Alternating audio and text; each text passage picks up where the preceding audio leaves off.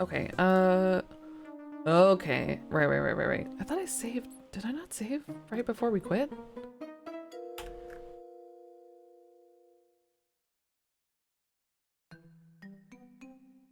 I didn't. I didn't? Me better than a game? I don't know. There's some pretty good games out there. Um, okay, so we have this going on. Jack is digging, which is fine. There's a spool of wire on the ground. I want to go back though. Salty water. Is that the last thing that I did?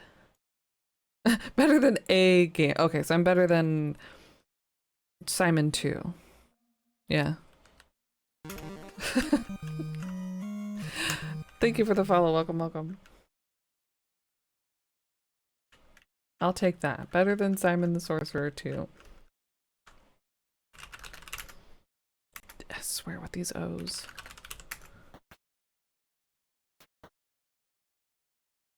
Okay, so if I'm right, we have everything that we had before. Yeah. Except that I did not pick up the blast cap, or there was something else in there, wasn't there? Blast cap and something. Let's see. Hey, Pecto. Happy Thursday.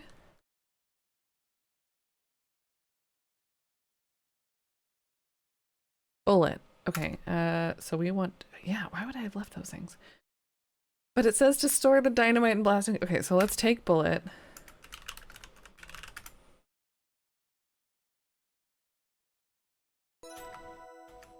Mm-hmm. You examine the bullet through the loop, but you don't know enough about bullets to glean any more information.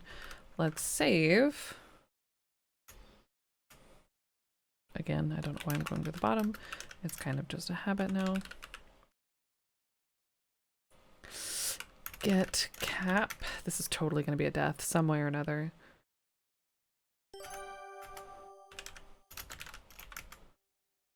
The maker's mark is imprinted on the tin. You recognize the brand. It's one that is commonly used in Toronto. Canadian explode, assuming that's Canadian explosive. My father was in construction, so I know what these look like. Kids would sometimes play with them. Not me, but other kids.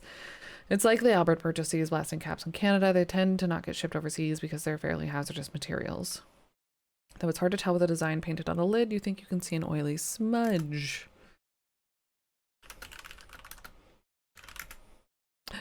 Aha! The tin of blasting caps with a fingerprint might prove to be a useful piece of evidence. I can submit this to the authorities. As it is, no need to lift the... Oh, so I don't need to... Yeah, because we have it with us. Okay. But... Okay.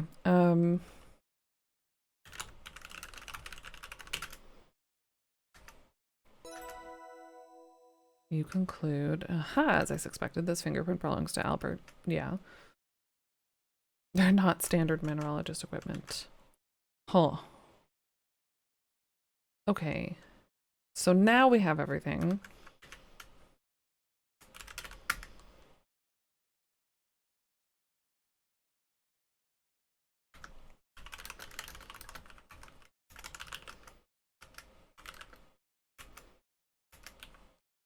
I don't know how that works.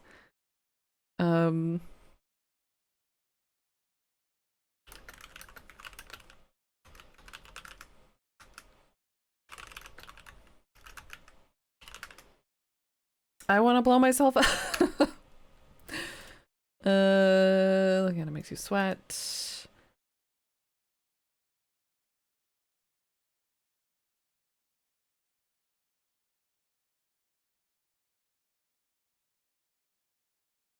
What is a blasting cap? Do you not put that on the dynamite?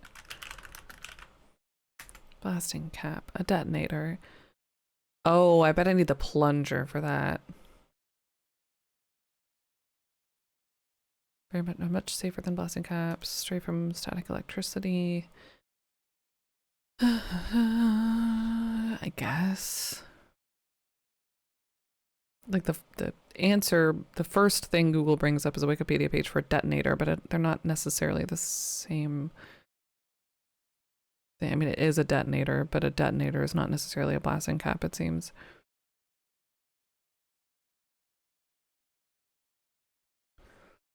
Device that initiates detonation of a charge of high explosive by subjecting it percussion by shockwave. Yeah, okay. Maybe set off by a brief application of heat, friction, or mechanical shock, which is probably what we're gonna do. Gotta take that energy and put it somewhere, right? That's gotta be a death. That's why I was opening Steam in the first place, was to see how many deaths I've gotten.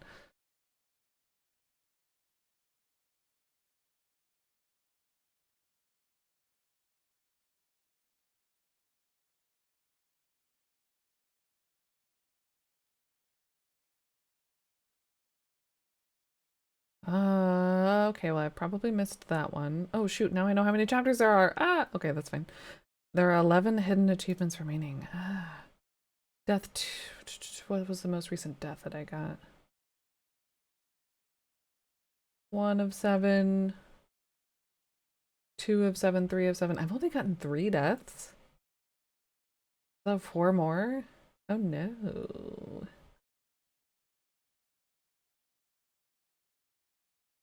Okay, whatever. Whatever. We can deal with that another time. I do kind of want to get all the achievements now. Yeah, there was a plunger, yeah, down there, and a wire. So let's go, now that we've done all this, let's go back to the carriage house. How to make and use explosives. Yeah, that'll go over well. Actually, they probably, government wouldn't care. What am I doing? I'll just tell them I'm playing adventure games. Okay, so we've done that. Does she say anything different?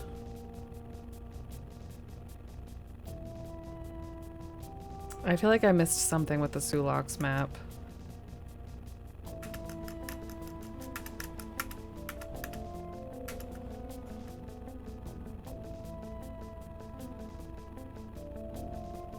We have the gun, bullet, whatever.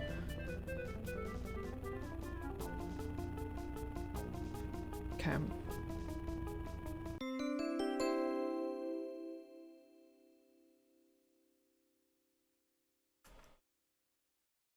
But see, a bit of stealth is imperative. I don't know that blowing something up... This might actually have been the wrong choice. Because an explosive isn't very stealthy, am I right?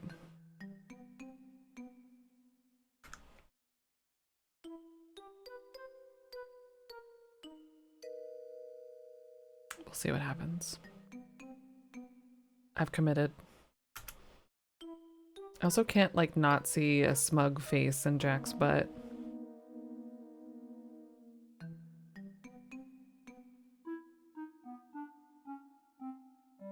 I know it's just his pockets and his butt. Just so smug.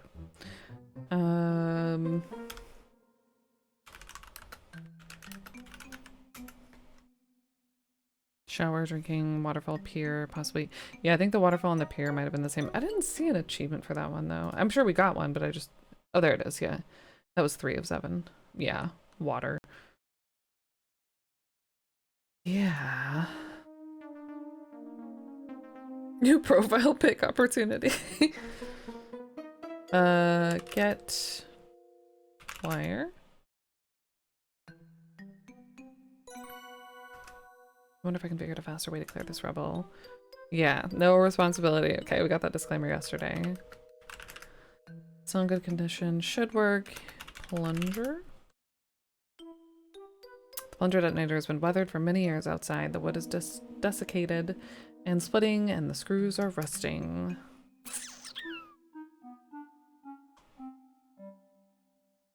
How do I want to do this? Might still work. There's only one way to find out. I feel like we should tell Jack to move. Okay. Um,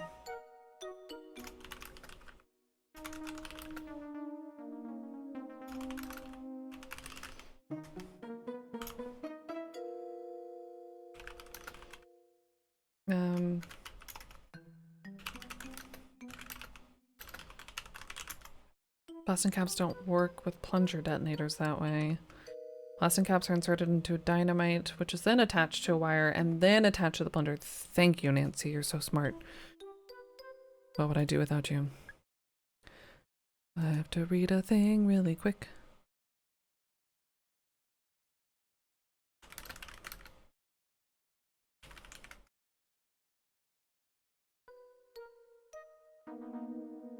If you get blown up, it's your fault.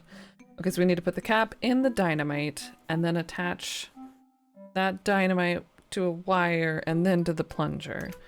My dad showed me all that safely, of course. I was a curious kid. Mm-hmm. Nancy's got a warrant out for arson. Do you call it arson? Blow shit up. Put cap in dynamite.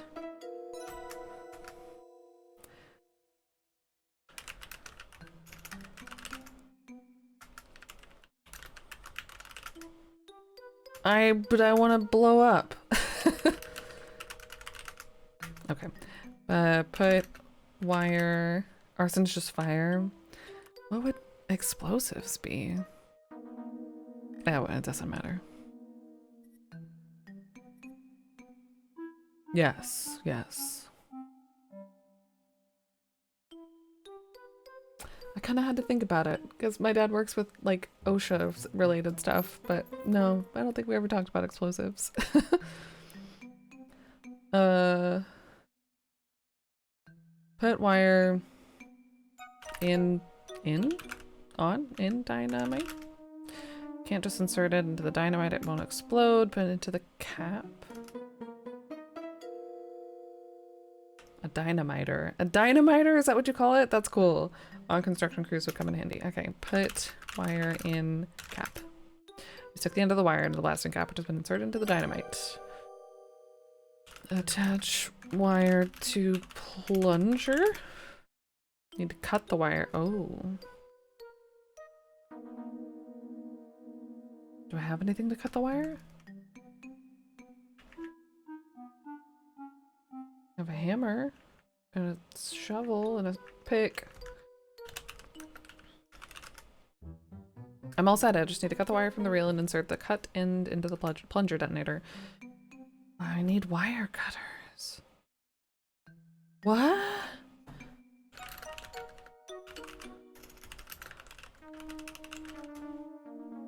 Would you happen to have any wire cutters, Jack?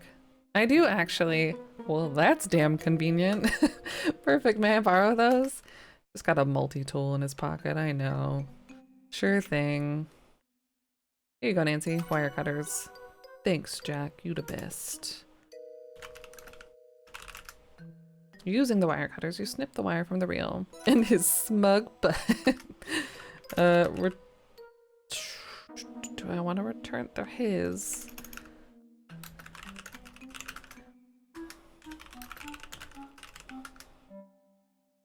Other than potentially terrorism, true. Return wire cutters. Oops. Nope. Alright, they're mine now. Attach wire to plunger.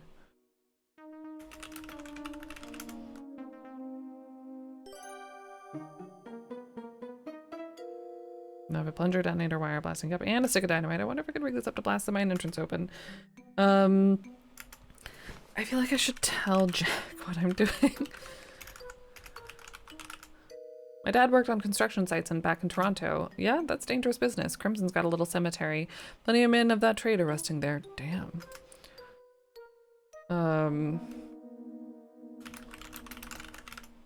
Sorry, Miss Maple, I don't know anything about that.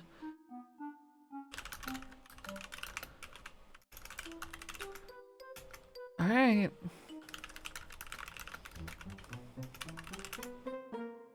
Insert the wire into the plunger detonator. The explosive is rigged. It's time to set it off. I mean, that's true. I should save. Boom bada bomb. I meant to say boom bada boom. Big boom.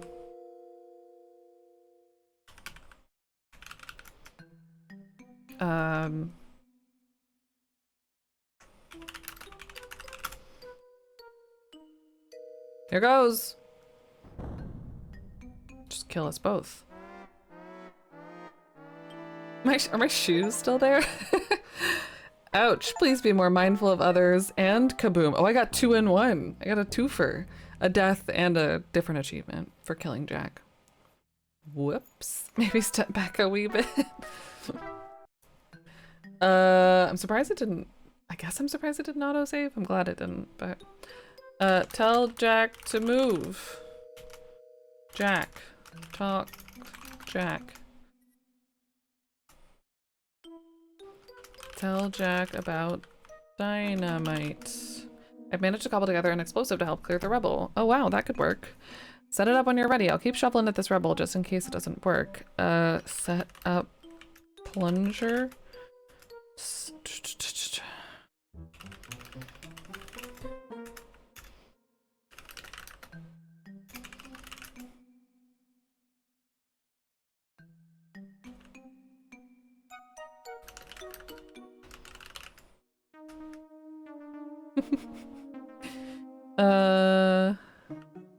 How am I gonna...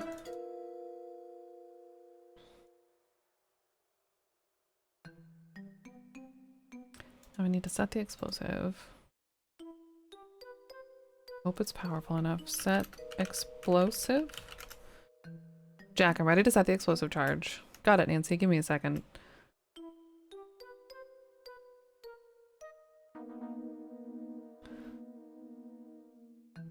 There you go. Nice and safe. Ready?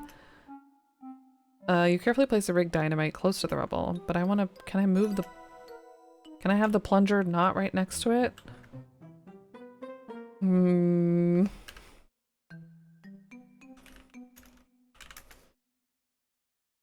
Push plunger and then move? Maybe? Here goes. Go! Oh no. Rip. Oh, I didn't see that last time. Nancy? You still there? Move plunger? Where would you like to take the plunger? Move plunger behind rock.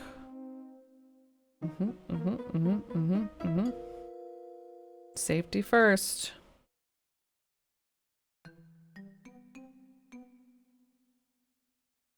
I've taken the plunger and placed it out of harm's way. Fortunately, the wire is long enough. Here goes nothing. Boom. That was a bit anticlimactic. Well, it was only 1 stick of dynamite after all. What?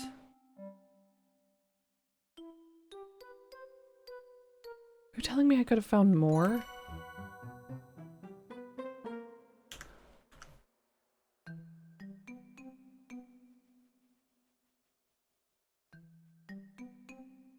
Enter the mine. Blasted an opening into...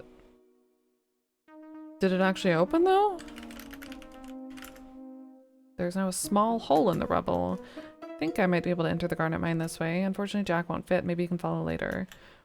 Don't need it anymore.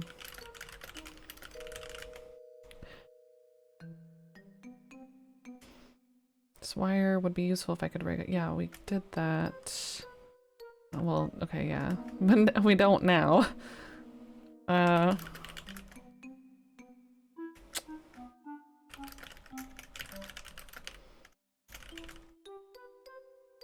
Okay, sorry, Jack.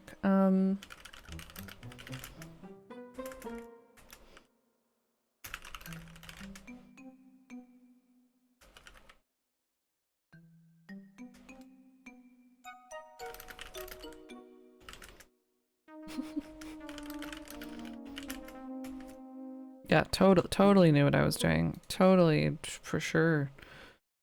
Not an accident. An alert, what do you want? Oh.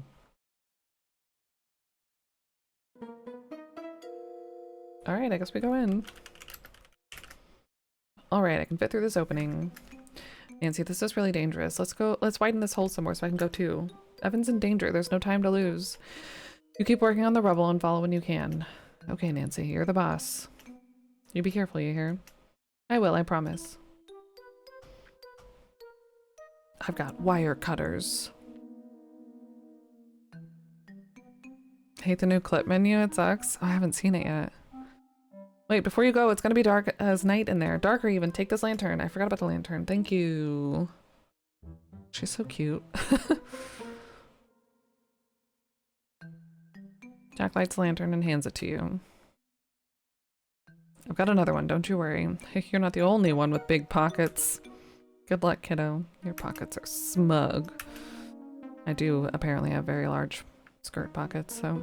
You squeeze through the small hole in the rubble and enter the mine. Oh, wow. I love dark sections in games like this. There's always like a cool reveal, or like the art's really specifically cool. I don't know.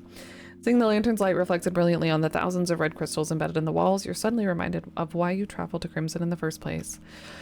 If the situation wasn't so dire, you'd be dazzled by this cave of natural wonders. Instead, the red gleams look like blood. It looked like blood is beating on every surface, just waiting to fall. You shiver. Toronto feels like it's 1,000,000 kilometers and 1,000,000 years away. Kilometers. Oh dear, it's so dark in here. Yeah, I agree. Like when you open Twitch, I think it just does that no matter what, doesn't it? Or it used to. It just takes you to... Oh no, it was Games Done Quick recently. I think they changed that though. I think it was just like a random... It was always like somebody I had no idea who they were.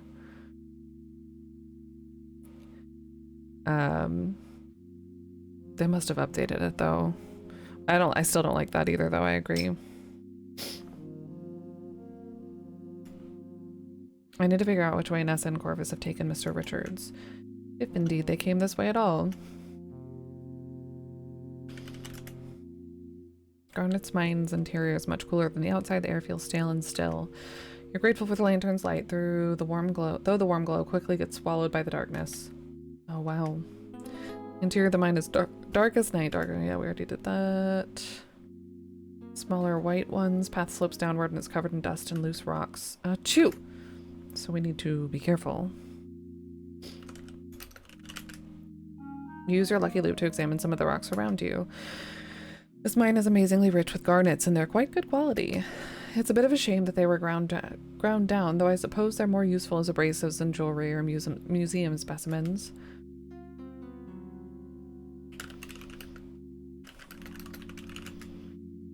I don't have my plate. I do, but I don't have any of the rocks, I guess.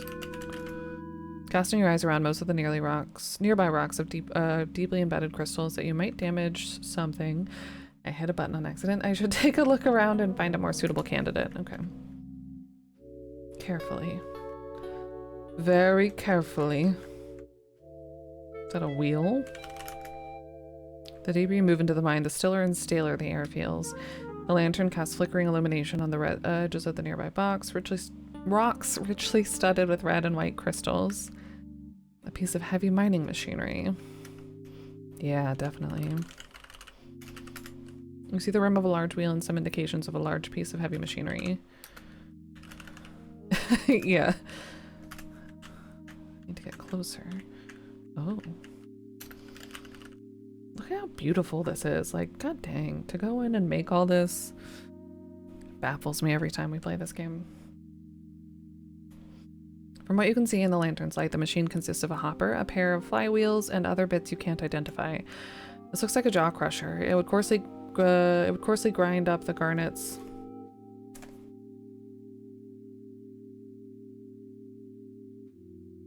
What chapter are we in?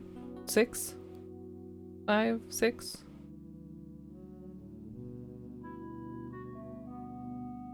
Trying to actually take note of any typos.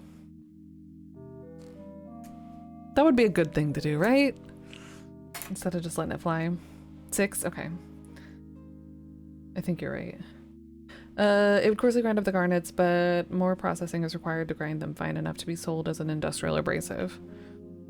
You also see discarded rocks of various shapes, sizes. But there's only been like 3, I think, that I've noticed out of the whole entirety of all of the text in this game. You also see discarded rocks of various shapes, sizes, and colors scattered on the floor under the machine. Garnets get fed into the hopper, the flywheels are turned, which activates some kind of grinding mechanism, and the ground up rocks empty out into this bucket placed underneath.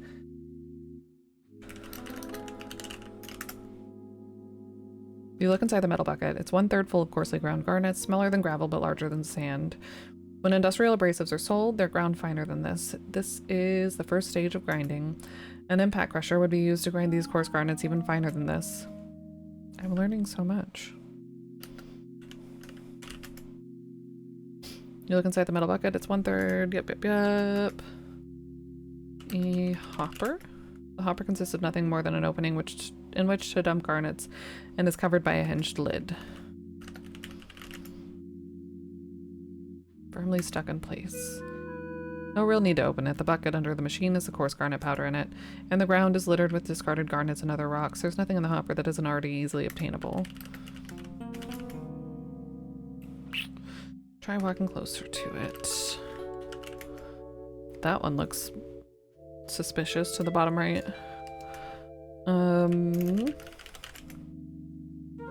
No need for the shovel. Could have used this when helping Jack clear the rubble outside. What was the other thing? Wheels? Paddles?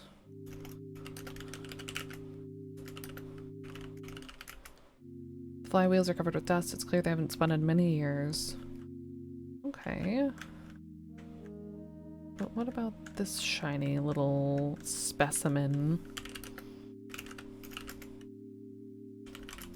You see a wooden support beam listing wildly to one side like a ship's mast in a storm. You notice a particularly large red crystal embedded in a nearby boulder. Ooh, gorgeous. The red crystal is massive, with a deep red color and impressive clarity. It's a bit of a shame that the crystals like this one got crushed into powder. I'm not surprised Crimson was established as a mining town.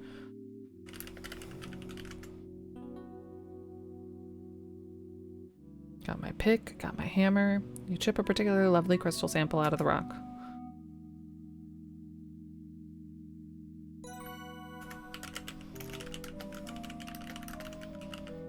Halish. They kind of did, yeah. Or like some kind of like anemone or something. Wait. I want to streak test it. Some amazing red and colorless crystal formations. Stunning. While the mine interior sample is pocked with many lovely crystals, the most prominent one is large and red. A healthy sized garnet, most likely. I think it's even gem quality. It's a real pity this mine produced industrial abrasives only. It's too pretty to pulverize.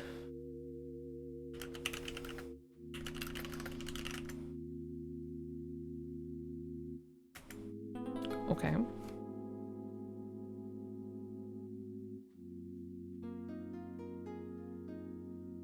Really?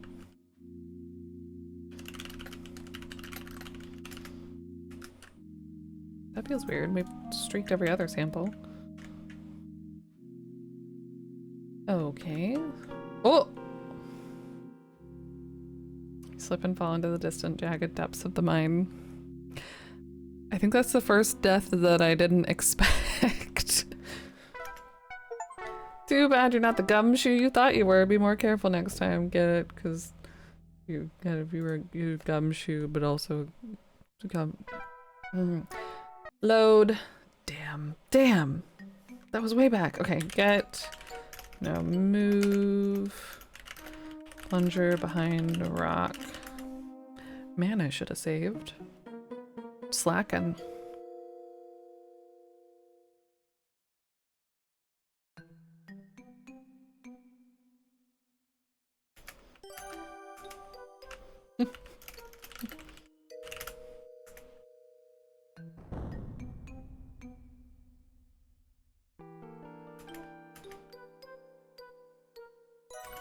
Where would I have found the green trunk? That makes it sound like there would have been more dynamite to find.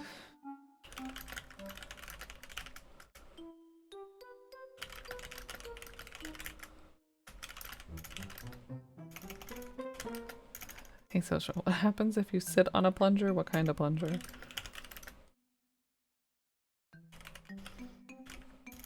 Shovel. This kind, you'd blow something up. Presumably.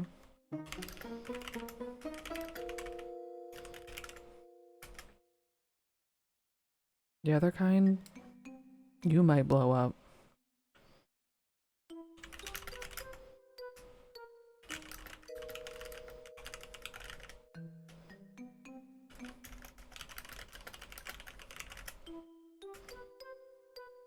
Okay, I don't think we did anything else besides just going in. And he'll give us the lantern.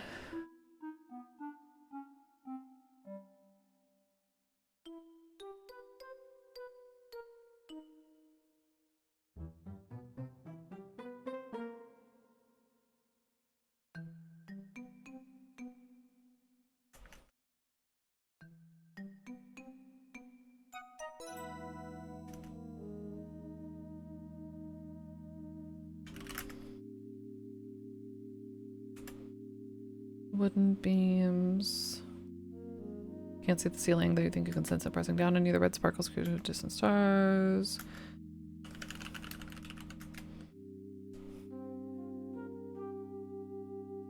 I just want to set the world on fire. Doubtless made from countless pine trees in the area. Cracks have formed in some of them, and most are beginning to lean to one side or another, almost as if they want to go to sleep. That's not going to kill us eventually.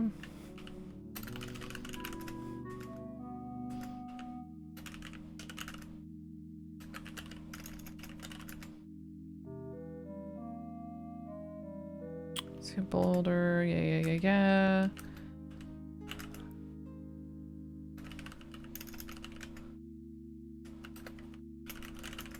I feel like I've missed something with this because there's just so much to look at.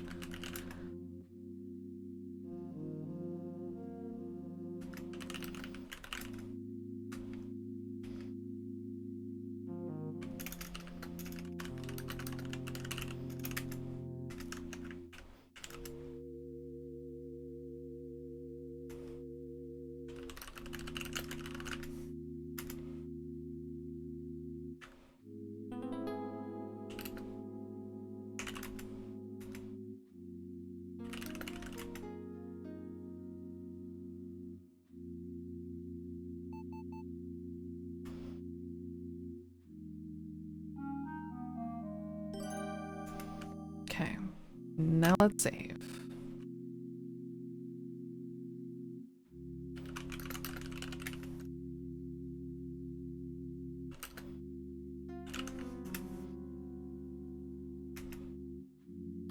Same deal with those beams. That's probably also death right there. Yep. Yep. A slip of a girl.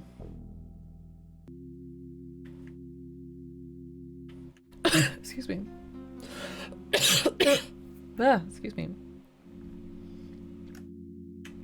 And they hailed my spit. Oh. Oh no. Ah!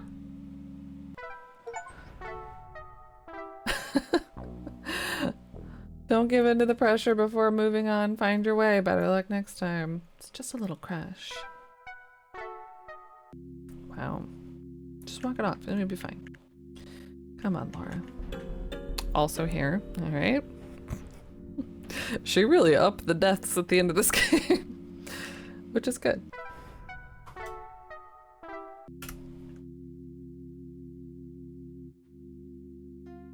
No, it didn't give me an achievement. It was the same kind of death. The two doorways, yeah. Where am I going? Uh-oh. You aimlessly wander the mine until the lantern goes out. Great! Alone in the dark. Wandering- oh no, jingle! Wandering aimlessly seldom ends well. Have a game plan first, or some step-by-step directions. Probably get eaten by a grue.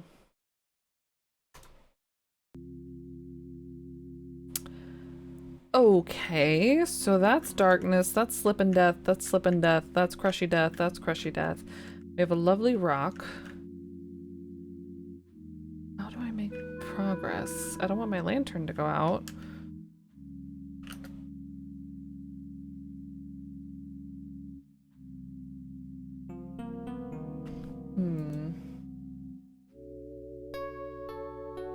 Slow down. I'll just use my duck call and get some ducks.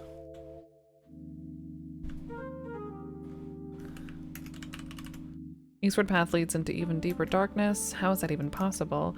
It could be that I have to go east, but I need to figure out where to go next before I leave this area. I won't have the pale moonlight from the...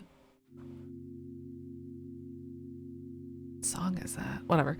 From the opening to the outside to orient myself by, I'd get lost for sure. Gee, I really hope Nessa, Corvus, and Mr. Richards pass this way after all. So how am I gonna know?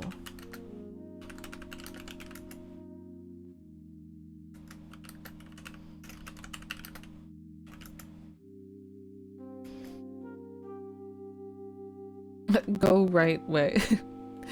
Do the thing.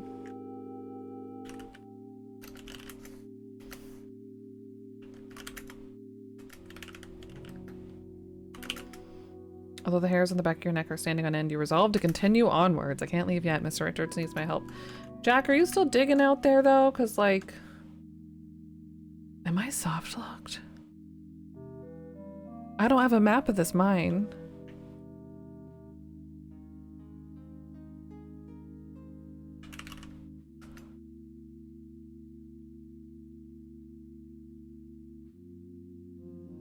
Some sort of crusher, unless there's something else in this crusher or around this machine.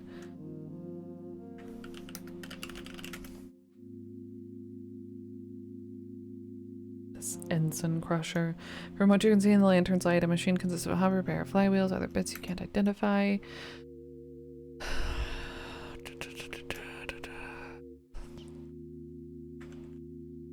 How am I supposed to know where to go? Oh no. Oh no. The fitful lantern light reveals an entranceway leading upwards to the right. Every rock is speckled with crystals, large and small. Feels like I'm in a treasure cave. I suppose I am.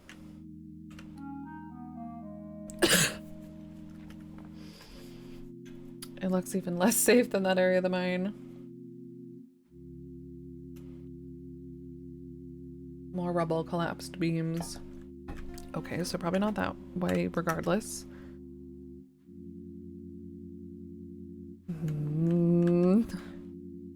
I don't know which way to go. Oh no. I think I'm missing something.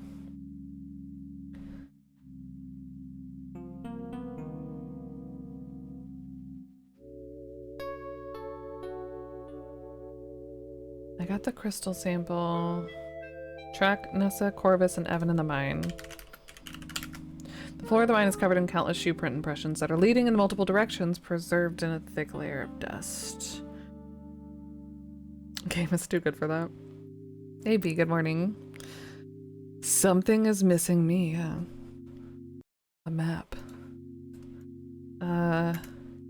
Most of these must have been made decades ago by the miners who used to work here. It's an odd feeling to see these shoe prints, almost like looking back into the past. But...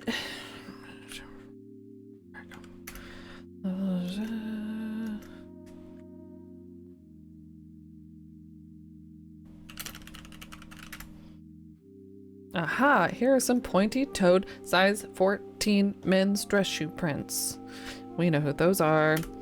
And impressions made by size 8 women's shoes. And size 12 men's boots. I recognize this tread pattern from Mr. Richards' other boots. The 3 sets of shoe prints are the freshest, after all. Now I need to track these shoe prints and discover where they went next.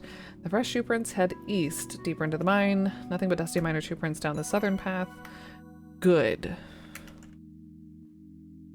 I'm still gonna... Nessa and Corvus's and Mr. Richards' shoe prints lead down the eastern path.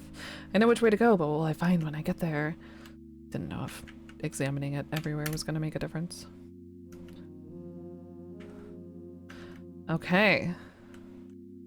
Now I won't get totally lost. I'm glad I was able to track Nessa and Corvus down this path. I hope I can find Mr. Richards before it's too late. Uh-oh. Huh? What was that? Despite the terrifying rumbles and shudders surrounding you, you forge onwards. What? Game is auto-saved. We're pausing it. Ooh, what an intense moment and a pretty screen. We're pausing it because we're taking a break. Ha, cliffhanger break. Ha. Oh, I love that song. Plot twist on the sizes are actually the same because gendered sizes was one of the most things. It sure is, right? I know I'm terrible. Get up, get some water, stretch, get a snack, wiggle the waggles, do what you gotta do. And when we come back, we're gonna find out what's going on here, which I'm a little disappointed if it's whatever. It's gonna be fine. But the game is paused. Okay. How many waggles could waggle wiggle? Gotta ask the wiggles. BRB.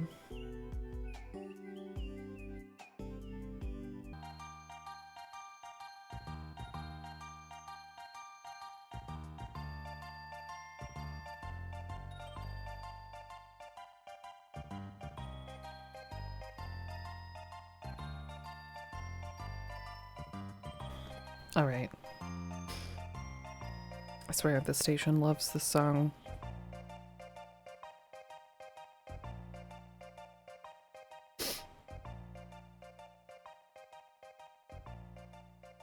A waggle emote? I feel like that would be pretty close. The Korok wiggle. Is there a difference between a wiggle and a waggle?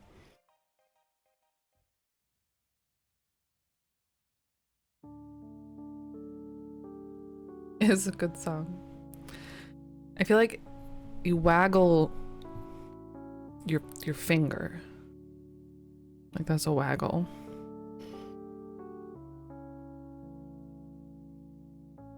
A waggle feels more dense than a wiggle. This is something I've literally never given any thought to. But that's how I feel about it.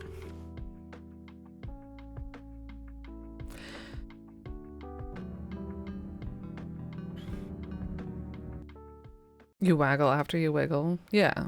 You don't waggle and then wiggle. There's no waggle wiggle. Just wiggle waggle. It's definitely an order. Message. Yet. Steve's gonna break the mold. Gonna try waggling before wiggling. What if you break the universe? What if you type Google into Google and break the internet?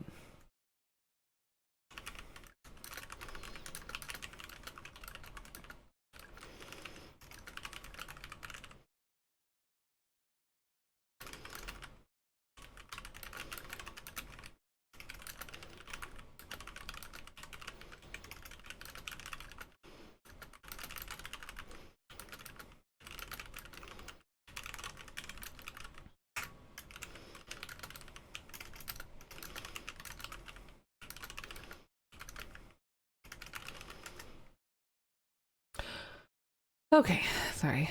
MJ's running to the store. I'm making some curry for dinner.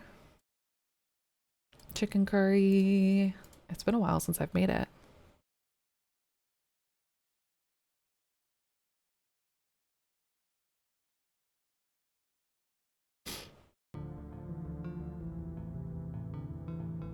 All right. Resume. Just as you reach this firelit cavern, your lantern goes out. How convenient. Oh no, the lantern is out of oil. There's no turning back now. Sign your will, Evan.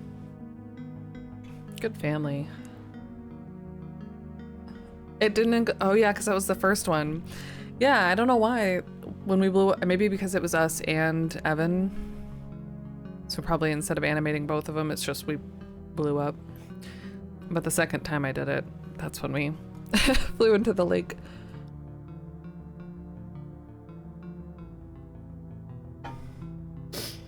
I want to like Nessa. I feel like she looks like such a mood.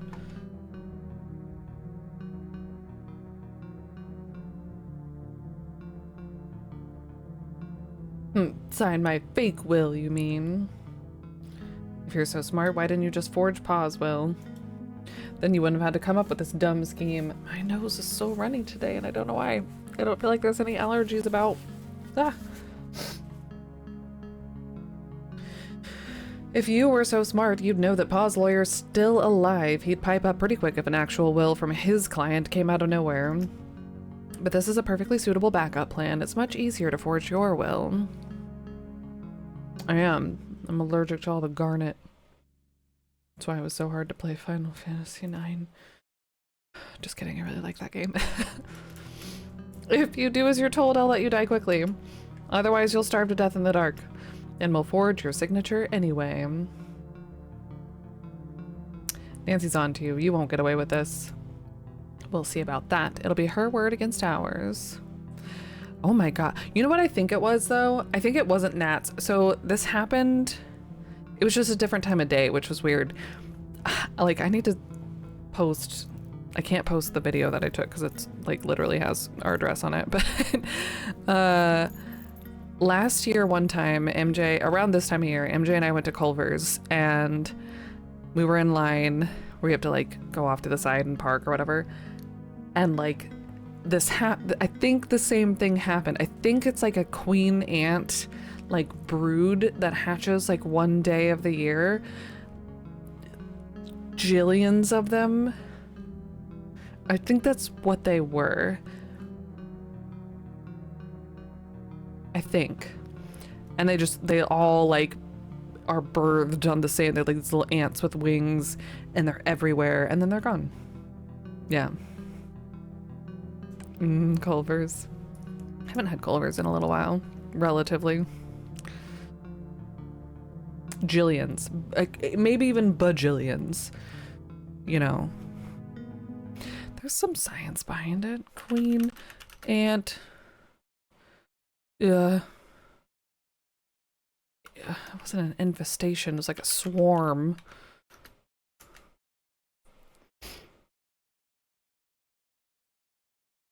Why do flying ants suddenly appear? Okay, so maybe they aren't birthed, maybe they're just ready to find a mate or something.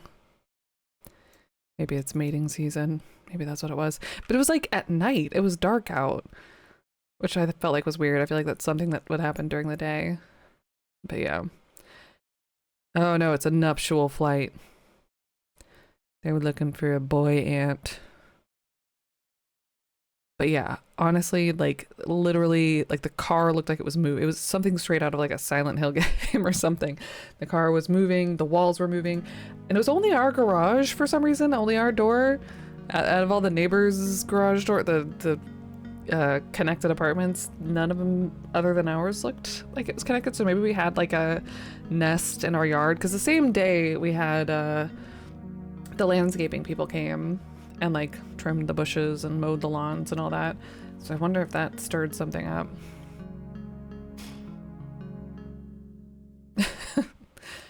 Yeah, it's a thing, yeah. Could have been termites. Usually one day in the end of summer. No, yeah, I think it was ants. Oh, I hope it wasn't termites, but I'm pretty sure it was ants. I think, yeah, it was just like a mating thing. I don't know why I thought it was they're being born because they were huge and could fly. They weren't huge. I don't know. I'll try to like screenshot one of the videos that I took because I took two to show MJ because I was like, oh my god. I should have just gone back inside. I got one in my eye. It was really gross. Anyways, totally derailed. We'll see about that. It'll be her word against ours. Oops. I have to rescue Mr. Richards. My first order of business is to distract Corvus. Maybe I should talk to him about ants. Distract Corvus.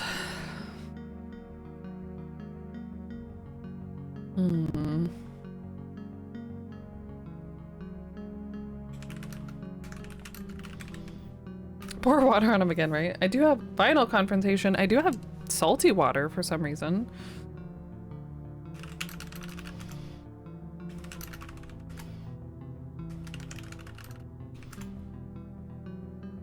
I've already looked at that. Hey, lady. You're gonna get some. I'm making curry tonight. Enjoy. Enjoy, enjoy. I hope it's delicious. This document says that everything goes to Nessa. That's surprising. Yeah, yeah. Sign. Okay, but then they're waiting for the line. But they don't have the will. What is she holding? An open cavernous area in the mine. The path descends down to a natural platform. It appears a cave. In that cave, it appears that the cave-ins that have been rocking the mine have created some deep chasms. My brain is filling in all these extra words. I don't know why. What kind of curry? Chicken curry is what I'm making, at least. I don't know what kind of curry lady's having, but I bet it's gonna be yummy. Like a curry rice.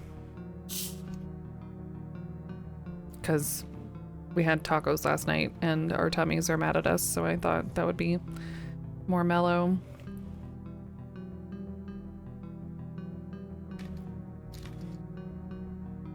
Mm-hmm.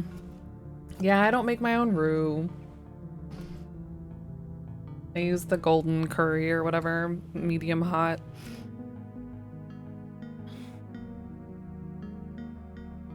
Reading it out loud, yeah.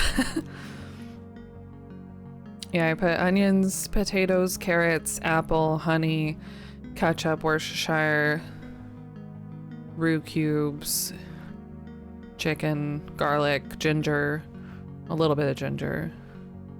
I think maybe soy sauce goes in there too. Maybe. Probably. I have two recipes that I used to use an older one, but this one's a little bit more flexible. And then just scoop that bad boy over rice.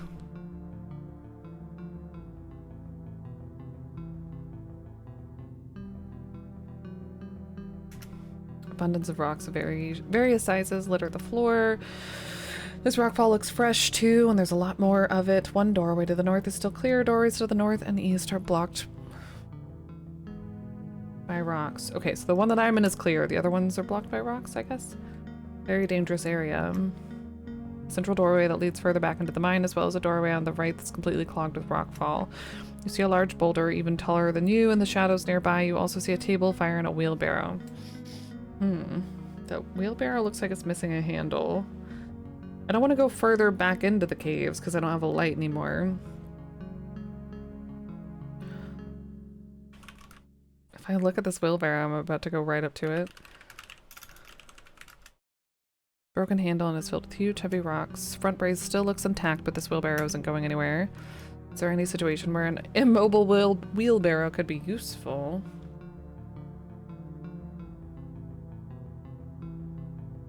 Really good sauce with very fluffy rice. Inside the curry sauce there's potatoes, cauliflower, vegetables, and some other stuff. Can't make heads and tails if that sounds delicious.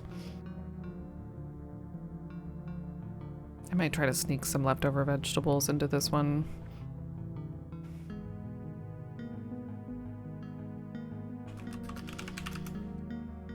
She's still eating those damn Jordan almonds. Some crushed Jordan almond pieces on the... She's actually threatening him with the almonds. Brother's auntie makes the best curry. Nice. Yeah, that sounds delicious. Ooh. Time to act. Aha! Oh. Corvus ties you up. Well, that can't be good. We have to get out of here. Maybe Nancy was followed. Yes, we do. Any last words, brother dearest? Not for you. Nessa takes a handful of crushed almonds from the table. What a shitty thing to do. And stuffs the almonds in Evan's mouth.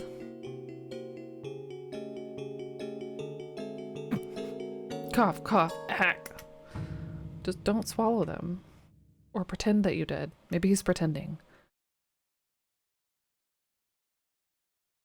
Are you pretending?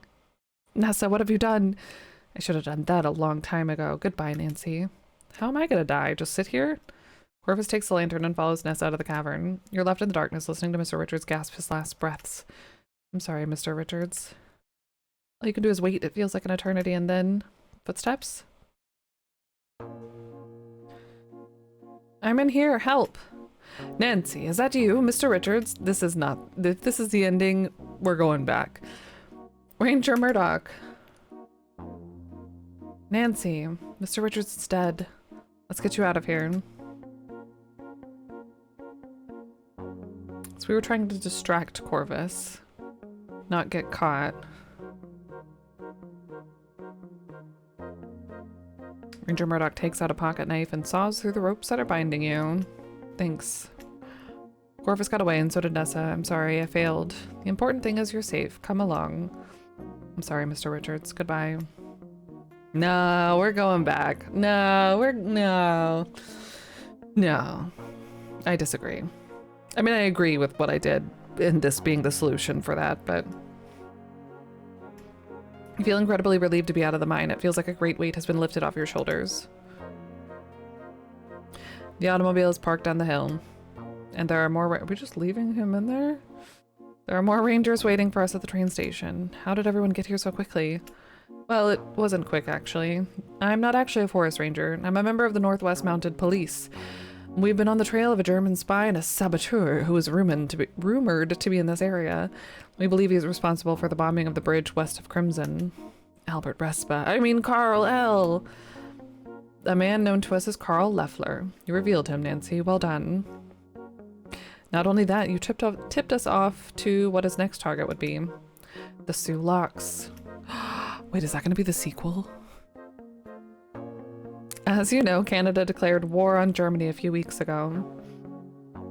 It appears operatives directed by the German Foreign Office have undertaken a campaign here in Canada to delay military aid to Europe by targeting transportation links such as railways, bridges, and canals. We strongly suspect that Carl L., a man known as Carl Leffler, is one of those operatives. He has been apprehended at the Sioux Locks while setting up explosive charges. Okay, so no, he's been caught. And thanks to your impeccable detective work, Mr. Leffler will surely be brought to justice. Gee, let's go. But Mr. Richards is still dead. And that's on me.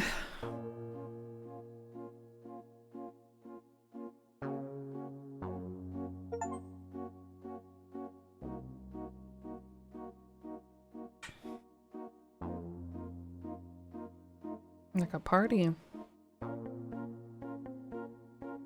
Chapter 7, Conclusions. Oh, is this where we get scored? I'm nervous. I'm gonna get a bad score. Or not. But that is a bad ending choice, I feel like.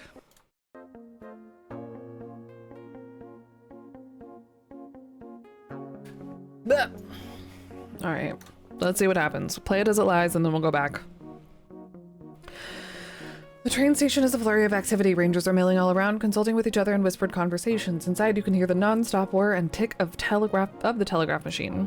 I don't know. I don't even know that it has more than one, but I feel like what I did at the end just now wasn't the best option. Oh, my camera is? Really? It looks clear to me.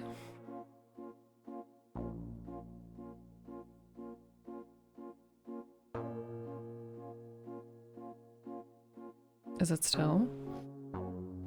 I haven't dropped any frames. It's hard to tell if the game with no... It's pretty amusing. Oh no. Just you. Refresh. The ranger in charge looks up and acknowledges Ranger Murdoch with a nod. Just the man I wanted to see. Thanks to the intelligence you provided, we were able to alert authorities and Saint? No, what's STE? Salt.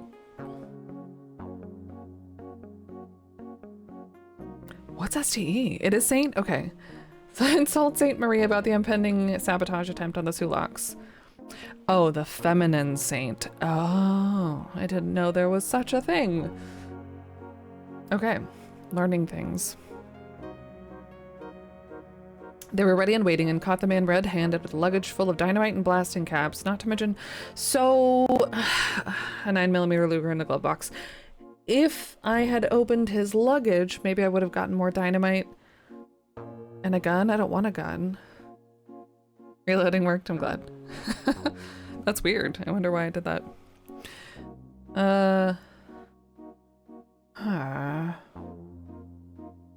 Damn it. Am I gonna do... No, I can't. No, whatever. Okay. But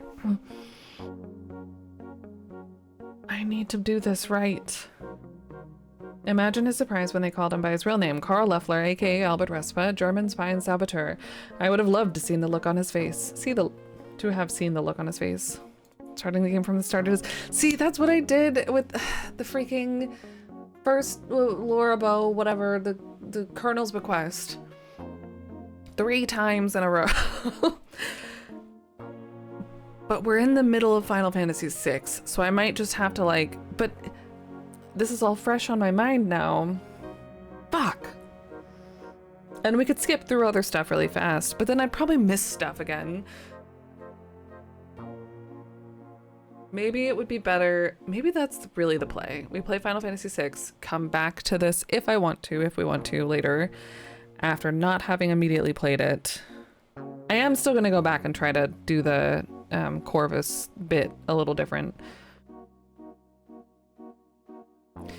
But so I'll still like remember some things, but it's not like, oh, I like assuming that I'm doing the right thing and skipping through stuff. Replay it when the next one comes out, but how long is that gonna be? Oh, and also mighty fine work, Ranger Murdoch. A crisis has been averted. Not in a judgy way, but just like, that's probably gonna take a little bit. As much as I'd like to take credit for it, Nancy Maple here is the one you ought to be thanking. She single-handedly figured it out. All I did was pass along the information. Well then, my thanks to you, Nancy Maple. You're a Canadian hero. No, well, no matter what, well... If this is the end of the game, Final Fantasy VI is tomorrow.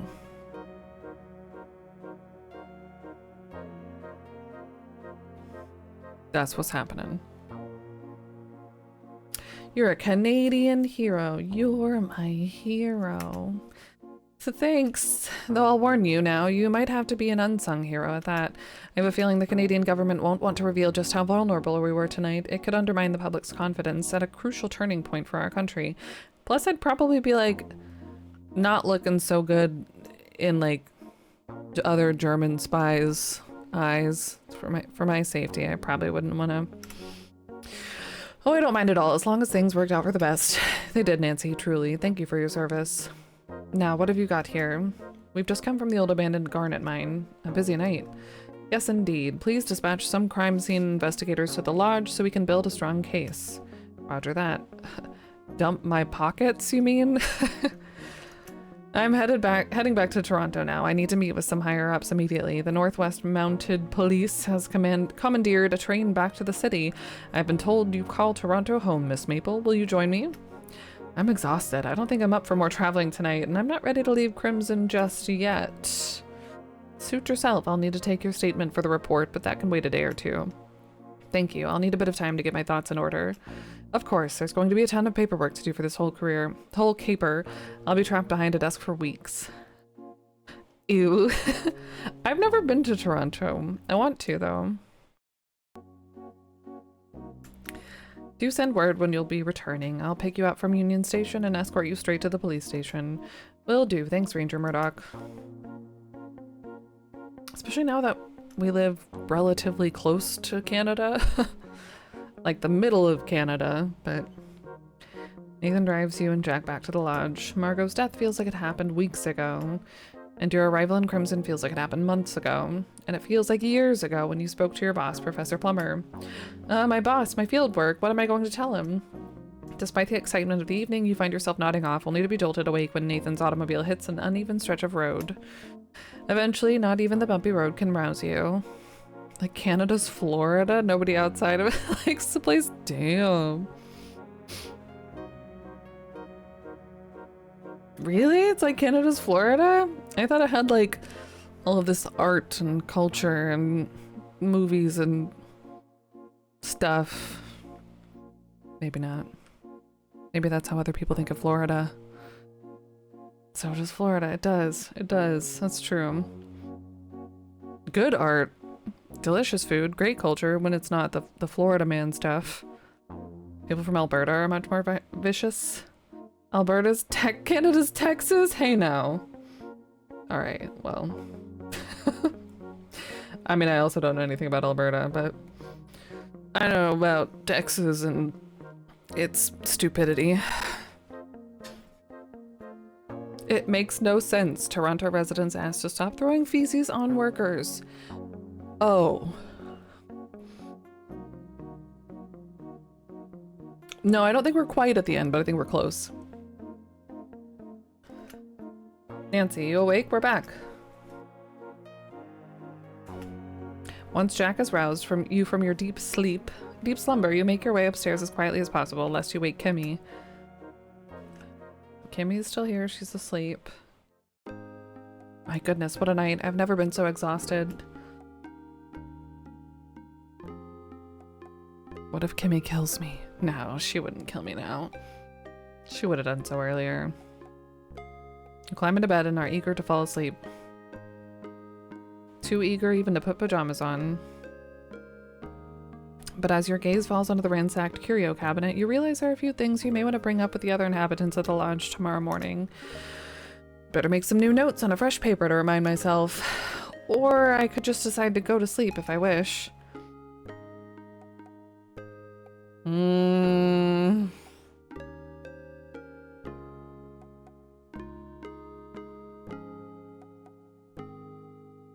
Damn, that's wild. I don't have an answer. I don't have an answer. Did Margot have an accomplice in the ruby brooch theft? I don't know. Yes? No? Maybe? Who though? Jack?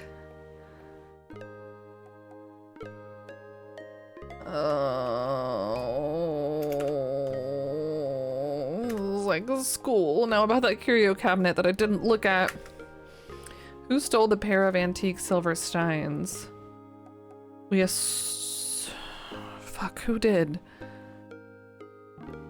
Nessa. Nessa? Nessa. Nessa. That should have been an easy one. The culprit's fingerprint was on the curio cabinet, and they confessed. I really ought to review my notes more. I looked at my... Did I not during that chapter? Who was the accomplice in the theft of the antiques?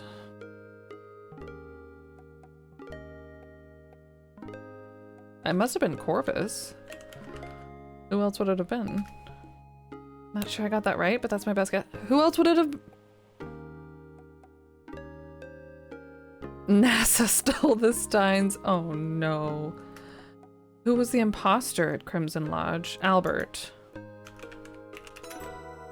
I got one right.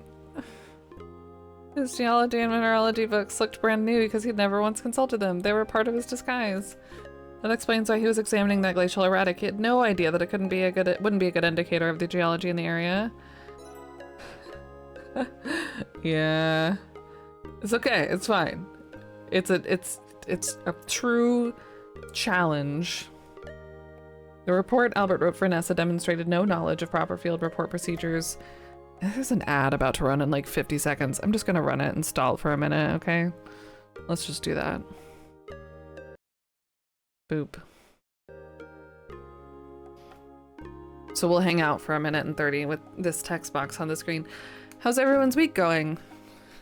Doing anything fun this weekend? This weekend's Labor Day. Do people do things for Labor Day?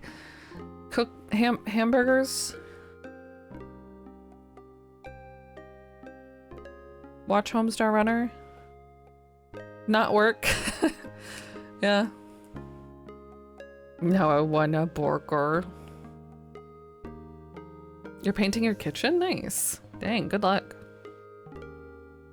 I want to paint this wall behind me, but I'm also lazy, and I'm hoping that we'll move out of this apartment within the next year or two. Anyone can come help if they want. Yeah, good luck. I feel like painting a wall can be fun. I guess it depends. I want to get back into painting again, but I'm lazy. Yeah, I know I need to finish.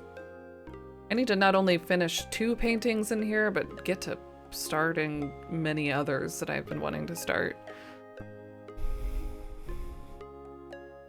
been a bad painter. I've thought about just like taking a month to just paint. Female marathon and Discord win. I know, we need to. There's like a YouTube video that's all of them in one video. The origins of Labor Day are kind of depressing, yeah. Painting stream, I can't do with this setup really. Well, that's not true. I guess I kind of could. There's less room to paint with the way that this is oriented in here now, which is kind of a bummer. Like, this room's already not huge. Anyways, ads over. Let's see what else we fucked up. The report Albert wrote for Nessa demonstration. No, yes, he was definitely not a mineralogical expert. I wonder if he was even Belgian. He was German. Paint a mural behind me. That would be cool. Well, I want to do something where we still have the maps, but it's not just white on white. You know what I mean?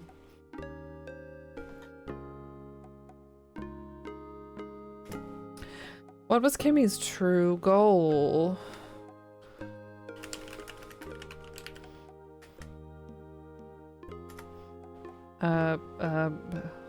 Seeing cormorants? Cormorants. After everything I've witnessed, I'm pretty certain that Kimmy was just a keen bird watcher who probably had the worst vacation of her life. Ducks. Yeah, it's the ducks. And piece of doodle form to paint a mural behind me. I only have oil paints. I don't know how that would work on a wall. I actually don't even know if we're allowed to paint the walls in this apartment. I think we are, but I'm not certain. I'd have to check. You missed some fucking up and part of a quiz. But that's okay, because we're gonna have to go back. Yeah. Everything and anything can look suspicious if you're looking for suspicious activity. True. Were Evan Richards and Nathan Cardinal friends or enemies? Friends. Their conversation in the conservatory indicates that they are similarly aligned when it comes to the fate of the lodge and the lands. They also met up in the study after that first dinner. It was hard to tell if they were friendly then, but I did see them shake hands. They respected each other. Nathan was out at the lake, let's start over. Nathan was out late at night with Jack, and they were both helping Mr. Richards. I heard them talking about that. Judging from the conversation I overheard in the carriage house, Nathan, Jack, and Mr. Richards were working together to deal with Albert. Nathan and Albert had a clandestine meeting in the boathouse. Nathan had paid Albert for a mineralogical report that concluded the lodge and lands didn't contain diamonds. Nathan wasn't concerned about the truth. He just wanted to protect Crimson from being a mining town again. And Nathan helped me and Jack try to rescue Mr. Richards tonight. He risked losing his Indian status by revealing himself to Ranger Murdoch after having snuck off the reservation. He's a true friend. Mr. Richards was lucky to have him. What were Jack and Nathan trying to conceal? That there are diamonds on the property? It is possible after all, but so far that is only a hunch based on the samples I've gathered. I'll need to verify my hypothesis when I get back to the museum. I did see Nathan and Jack gathering something shiny from the riverbank that was probably in the smokehouse that I never was able to acquire. Where did Jack conceal the suspected diamonds? Smokehouse. Wish I'd found solid evidence that Jack had hidden the diamonds in the smokehouse. Well, but were Margot and Jack having an affair? No. My gut tells me that they were just friends, but I can't say for sure. He was just helping her with her medicine, I think, and her aches. I heard them in Margot's boudoir the first night at the lodge. It sounded like they were up to something suggestive. You were just giving her a back rub. But who knows? I prefer to assume the best of people. What item suggests Nessa came to the lodge intending to threaten or harm Evan? The almonds. Mr. Richards was allergic to almonds, and Nessa knew that. She brought the Jordan almonds with her and filled that cut crystal bowl in the parlor, overt as you please. Nessa wasn't just being a rude guest, she was a bully, and that's how she killed her brother. Poor Mr. Richards. You wake up the next morning feeling refreshed and ravenous. As you make your way down the upstairs hallway, you begin to smell the inviting aromas of coffee and bacon. No one eats them on purpose. Hi, Nico. Yeah. Yeah, I heard she's working on, or planning on making at least one sequel. But otherwise, I don't know.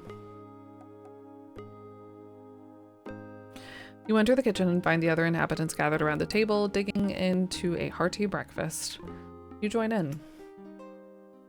Oh, cool. We're at the kitchen table instead of the big dining table. Morning light is streaming through the small window, causing motes of dust to sparkle and dance in the light. Kimmy, I'm sorry that your birding trip was full of so much drama and tension, but I'm very glad I got to meet you. Thanks so much, Nancy. That's very kind of you. Yes, this was one of the strangest trips that I've ever taken. So much unpleasantness and tragedy. But I don't regret coming here. Crimson is a beautiful place. Margot was very kind. Jack and Nathan really helped me feel at home here, despite everything. I liked Mr. Richards too. He was a quiet type. I wonder if he would be in that one of those empty chairs. He was the quiet type like me. Sometimes people take that the wrong way. I didn't, not with him. And he loved Crimson. I can see why. And Nancy, I'm very glad I got to meet you too. You're one of a kind, brave and clever, no matter what happens. I'm sure you'll make your dreams come true. Thank you. That means a lot to me. I'll try my best. Nathan, I have to know. Yes? I was in the boathouse when you had your meeting with Albert. You were? Where? In one of the canoes, but never mind that. I saw and heard you buy a phony mineralogical report from Albert. I feel like you had Mr. Richards' best interests in mind, but could you please explain that to me? Yeah, I agree. Of course, I did that because I had Mr. Richards' best interest in mind, and mine as well. Yes, I did pay Albert to write a mineralogical report that stated there were no diamonds on the lands around the lodge. That would make the land worthless to Nessa, and she would stop bothering Evan and go home. Albert seemed to be not who he said he was. I've met mineralogists, and he was no mineralogist.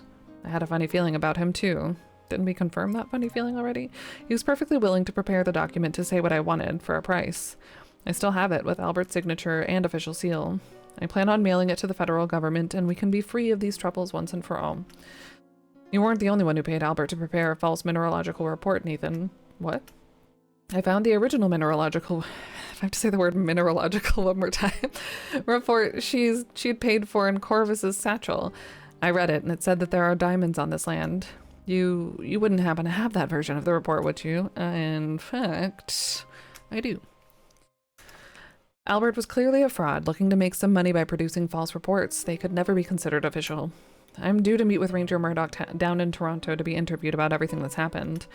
I'll be submitting this report as part of the evidence against Albert. I'll be writing my own field report about Crimson. Considering the circumstances and my methodical work, I think the government would be keen to accept my findings. I have to know, are there diamonds here in Crimson? Nathan and Jack exchange meaningful looks. I think you and Jack were picking alluvial diamonds out of the riverbank when I saw the two of you earlier tonight. Wasn't tonight. We're on the next day.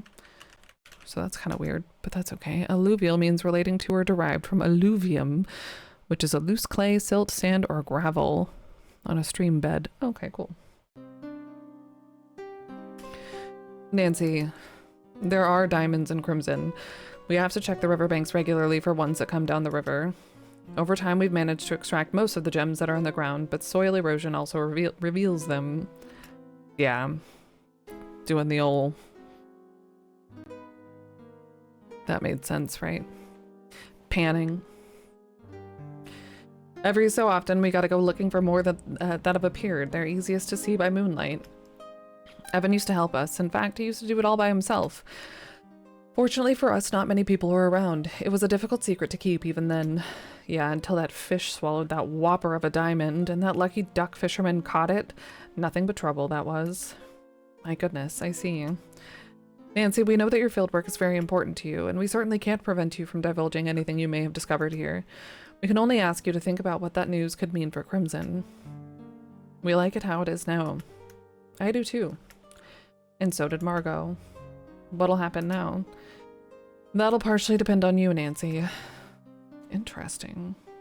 I mean, like, that's obvious, but, like, kind of an interesting direction to take, I think, like, with, like, hey, like, yeah, you've done great, you know the truth, whatever, blah, blah, blah, but, like, what you do next is going to probably change a lot of people's lives. Yeah, choices matter. You all pile into Nathan's automobile. So much reading. Your touch that Kimmy will make the long, arduous trip to see you off. As the automobile trundles away from the lodge, you crane your neck out and take one last look. I'm really going to miss this place, in spite of everything. You turn and face forward. The rattling of the rough road makes it hard to think. The only coherent thought you manage to have is, what will you tell your boss? And what could that mean for your future? Shit.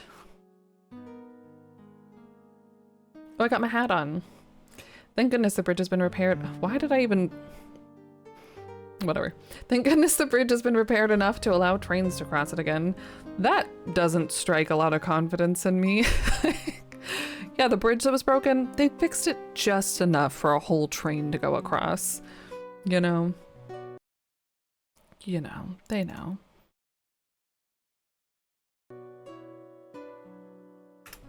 Repaired enough? Oh, she feels the same way. Okay, good. You are traveling light, Nancy. I wouldn't be too concerned. Traveling light thanks to Albert. Yeah. Okay, Nancy, the train's gonna leave soon. Be well. Oh, but what about you, Kimmy? I've talked it over with Jack and Nathan. I think I'll stay on for a bit. It's been so tense here. I want to relax, enjoy the birds, and the fall migration is starting in a few weeks, and the leaves will be changing color. I promised Jack that I'll help with the lodge chores and earn my keep. That's wonderful news. I wish I could stay longer too, but I've got to get back to my job in the city. Am I getting... Is it just me? I feel like the audio is a little crackly, but it might be my headphones and our weird connections. Is the American way? Well, this is Canada. They gotta step it up. Good luck, Nancy. I'm going to miss you. I'll miss you too, Kimmy. Be well. Goodbye, Nancy. Yeah, bye, Nancy. Now go on. The train's not gonna wait forever. Right. Like that they're like bird nests in the title of the station or in the sign.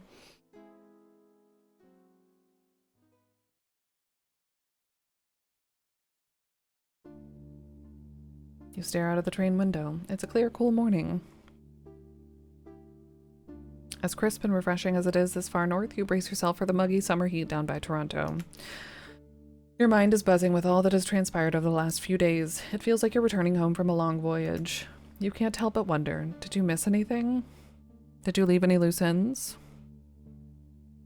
Yes. Would you like to be privy to some helpful introspective thoughts? Yes or no? No. Yes? No. No. No. No.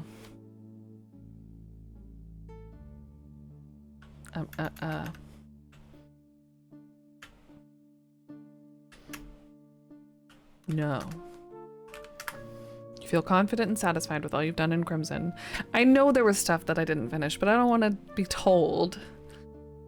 It's kind of like at the end of... I almost apologize for comparing it so much to The Colonel's Bequest, but that's literally what it's very much inspired by. The end, but it was after the end of the game. Like, you got your score, but then there was also like you could see your notes. And I think there were some hints also.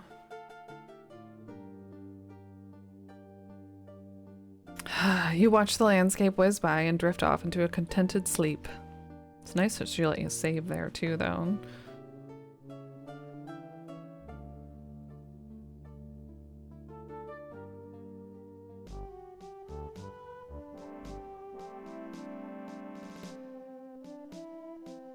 Ranger Murdoch meets you at Union Station as arranged. Ranger Murdoch. Hello, Nancy. It's good to see you again. Would you like me to drive you home to rest? No thanks. I'm eager to have my interview. Let's go. Right. Follow me.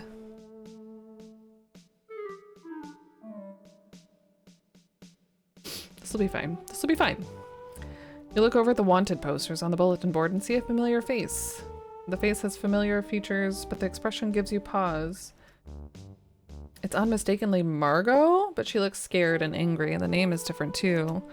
The Margot you knew was at peace, kind and caring. You feel fortunate to have met her when you did. Oh, that's right. She did have some kind of sketch past. Poster lists her offenses as assault, theft, racketeering, public nuisance. Nancy? Sorry, just lost in thought. Ah, yes, that person has been on the most wanted list for a few years now.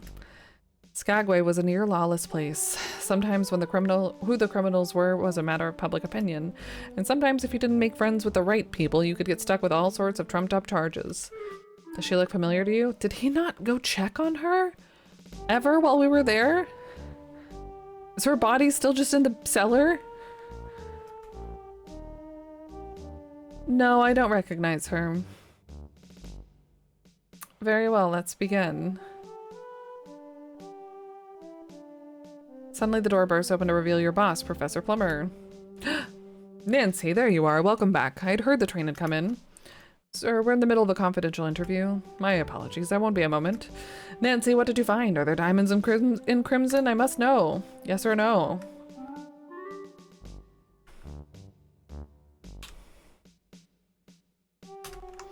I'm afraid I didn't find anything significant, Professor. And it's true, I didn't find any.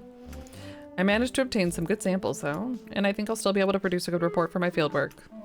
It just won't be very exciting. I'm sorry to hear it, Nancy. As for exciting, most research isn't. Don't worry too much about that. Come see me when you're ready, and I'll help you with your report. Yeah. And some red ones. And some granite. Thanks so much, Professor Plummer. Take care, Nancy. See you soon. Okay, now let's really begin. Any information you provide will be kept strictly confidential, of course. Even about the diamonds. Oh, thank you, I appreciate it. We've detained Nessa Crab in connection with Evan Richards' kidnapping and murder, Margot's murder, and attempted fraud. After examining the area, we believe Mr. Richards was assaulted at the jetty near the lodge. Do you have any evidence connecting Nessa to the scene at the jetty, yes or no? Evidence? Yes. The almonds? Maybe? What evidence did you find? If there are multiple points to make, we'll discuss them separately. Okay, well, we knew the footprints. Oh, did we? Really? Ah, damn it. At the jetty. Oh, the decanter. I found Nessa's fingerprint on a shattered crystal decanter on the jetty. It was made of thick glass. It wouldn't have broken from being tipped over or dropped from carrying height. I think Nessa had a confrontation with Evan on the jetty, during which she forcefully threw the decanter down, causing it to break. Well done, Nancy. Our investigators found that broken decanter and came to a similar conclusion. Yeah, well, I did it first. Did you find anything in areas besides the jetty that would connect Nessa to Evan's kidnapping? Yes. What evidence did you find? If there are multiple points, okay. Do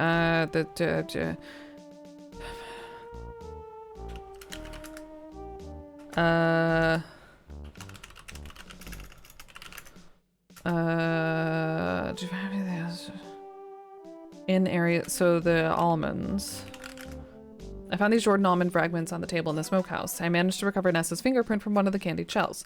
This is fantastic, Nancy. You placed Nessa in that smokehouse. May I have those? Of course. You give the Jordan almond fragments to Ranger Murdoch. Do you have anything else to share that would connect Nessa to Evan's kidnapping? Footprints? Found Nessa's shoe prints in the wooded area near the jetty. How do you know that the shoe prints belong to Nessa? I learned the shoe sizes of everyone at the lodge. She's the only one who wears that size and style of shoe. Yeah, just... That's some good detective work, Nancy. We knew about the shoe prints because we took prints of Whatever. Don't have to tell me that y'all did the same thing. Track them into the smokehouse. I think that's where she and Corvus temporarily detained Evan until... Oh, the rope, too. And the jam. Do you have anything else? Not rope, but it was like a... Can I look at my inventory? I didn't pick them up. Rope. Twine? Rope?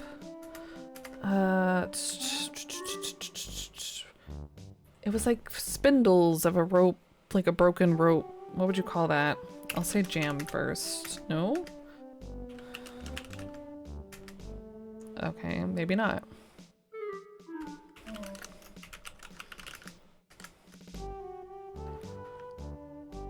Guys, we missed a lot. Yeah, we need to go back. Maybe not. Maybe that doesn't matter. If the symbol doesn't matter. Do you have anything else? Footprints, fingerprints. Almonds.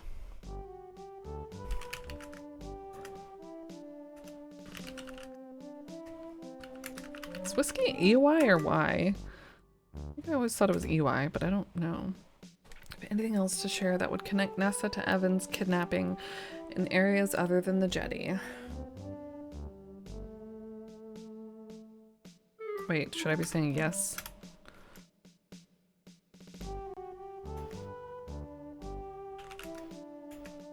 No, it doesn't matter. Depends on the style, really.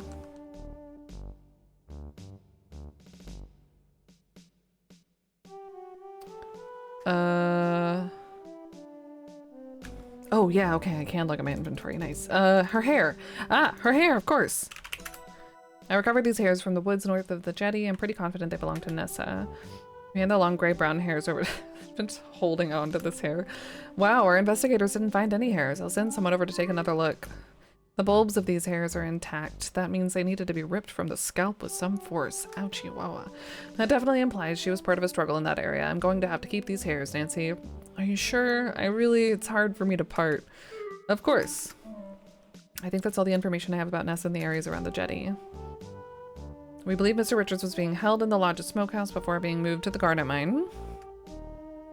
One is like Scotch from Scotland, the other is US Irish. I'd have to look it up. Interesting. I could see that. That makes sense.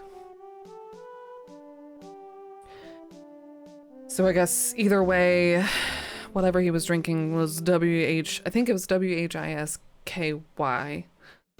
Canadian whiskey. Find any evidence to support our theory regarding his unlawful confinement? Yes. Jam. Symbol. Yes, I found rope fibers. That's the word I was looking for on the floor of the smokehouse. I believe he was tied up and then taken away later. We think so too. We found the same rope fibers. We think so too. We found the same rope fibers. All the evidence we can gather will help us build a case against Nessa. How did you figure out that Mr. Richards was taken to the garnet mine? No, I do know. It's a symbol. Mr. Richards had used the jam. Ouch, my foot. Like something wrong with the top of my foot right now and it like hurts to walk and I just kicked my desk. Sorry, you heard that? This desk has like a big, I guess it's a crossbar underneath it. Ouch. Mr. Richards had used the jam from Jack's thumbprint cookies to draw a hidden symbol. The symbol was a red circle surrounded by a round red border. Red. It was raspberry jam. It smelled and I smelled and tasted it. I did, it's true. Smelled and tasted it? Well, I wanted to make sure. The symbol even resembled the thumbprint cookies, which I learned are called Hallongrada in Swedish. It means raspberry cave in English, and a raspberry cave could be a garnet mine. Exactly, Mr. Richards was talking about the garnet mines at dinner one night, on the night I arrived in Crimson. I do too, if we didn't smell and taste it. He said they've been deserted for years. It was the perfect place for them to hide him. We were able to recover Mr. Richards' body from the mine. The autopsy revealed his airway was swollen and inflamed. Nessa claims his death was accidental, that he choked to death on the Jordan almonds she was trying to feed him. Girl, really? That's what you... Do you have any knowledge that might contradict her claim? Yeah. Allergies. Mr. Richards was allergic to almonds, and he had been since childhood. Yeah, I was just trying to feed my brother some almonds. Like a normal sister. It was common knowledge, and Nessa brought Jordan almonds with her when she returned to the lodge. I found shattered pieces of Jordan almonds in the smokehouse, where I believe Mr. Richards was briefly held. Managed to recover one of Nessa's fingerprints from the remnants of the shiny candy shells. Stellar work, Nancy. Our investigative team didn't find that. What's more, there were more Jordan almond pieces in the cavern where Nessa brought them. Right? There's no doubt in my mind that Nessa brought the Jordan almonds to the lodge, knowing full well how dangerous they were to Mr. Richards. I mean, even if you didn't get told, like if she said, oh no, he choked, you should be able to look at this man who's tied up and now dead and tell. I would think, I'm not a doctor, I'm not a scientist, I'm not an investigative whatever. I think you would be able to tell if it was something more than just choking on it, like an allergic reaction.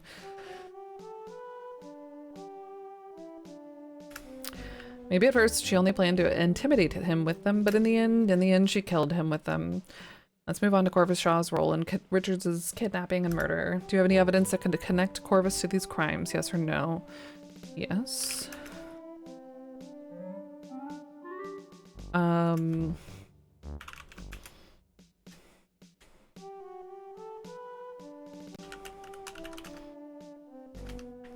Do we? Button? Shoe prints?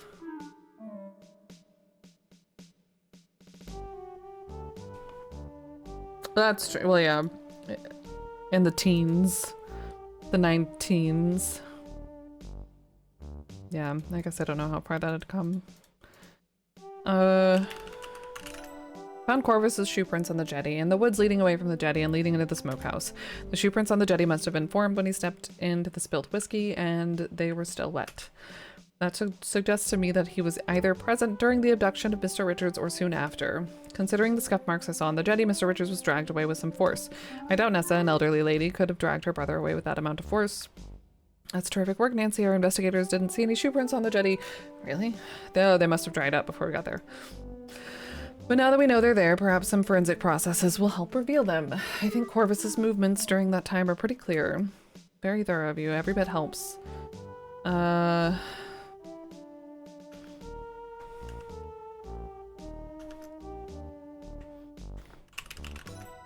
found this metal button, which I recovered from outside the smokehouse. It really did, right? I observed Corvus wearing a striped vest with his exact type of button in that very same night. If you examine the clothing he was wearing at the time, I'm sure you'll find that one of the buttons is missing. We did indeed make note of the missing button, and now we know what happened to it. Sure you did. This is a very good piece of evidence, Nancy. May I have it? Check out my bots. Of course. I think that's all the information I have about connecting Corvus to the crimes against Mr. Richards. Let's move on. Okay.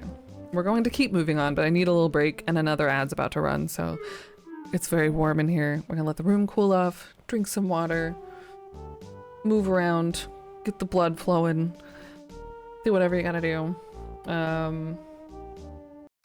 Okay, I can pause. Okay. And we'll keep getting grilled by these half-ass cops when we get back. BRB.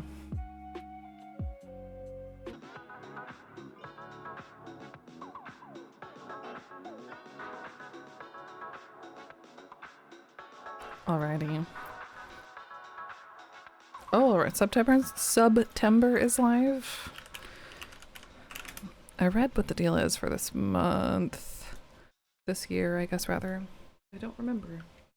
I think it's like still no gift subs or something, or that's the end of the month. What is it? Which means I need to probably make a command.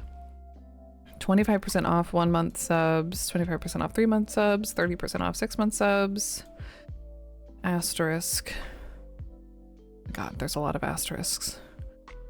Discounts apply only to first term of renewing of new recurring paid subscriptions, Prime or gift subs converted to paid subscriptions, monthly subscriptions upgraded to multi-month, or recurring tier. Oh my god, there's so many caveats. Not available on mobile.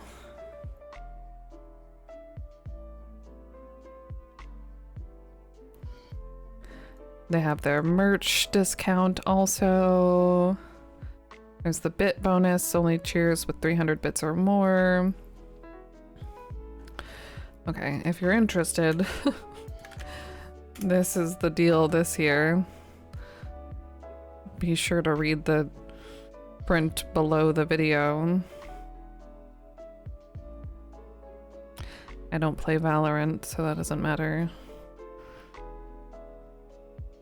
It's kind of a mess, right? But hey, don't worry, your favorite streamers will still be getting the same payout as a full-priced sub.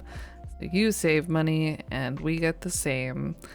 But only if. Oh, I shouldn't be talking negatively. It's great. It's a deal. It's better than nothing, right? Bonus gift subs.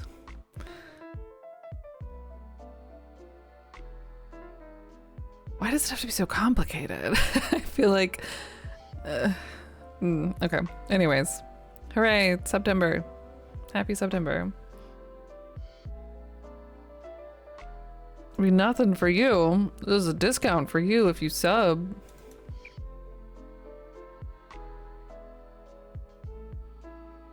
I still have a Prime sub I need to use. Which you should all do if you have Twitch Prime. Use your Prime subs.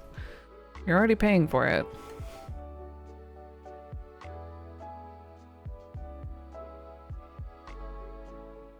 Alright, back to being grilled by this very polite griller. Last year they opened it up to gift subs during the final week. Yeah, I think they're doing... I thought I read that they were doing that again this year. Or maybe it's just... What did it say? Gift subs from September 26th, yeah, to October 1st. So that last... What, I guess it's a week? Less than a week? For some reason, with the bonus gift sub finale. Free 5 gift subs purchased for a channel will add 1 bonus gift sub. Let me check what the 4 asterisks means. Only applies to new 1-month community gift subscription purchases of 5 or more. Bonus gift subscriptions are granted to the community in the same tier as purchased. Cannot be... Well, that's kind of nice. So if you gave like 5 tier 3 gift subs, the free one would also be tier 3. Cannot be combined with sponsored subscription discounts from the 26th to October 1st. Yeah. Yeah. What did they do this year? They did like at the beginning of the year, like in January or something, like a bonus round. I kind of liked that. Like had just kind of a normal-ish September, but then also had like the bonus round or whatever. And is it January? I think it was in December or January or somewhere in winter. I think. I feel like that was kind of a nice way to break it up.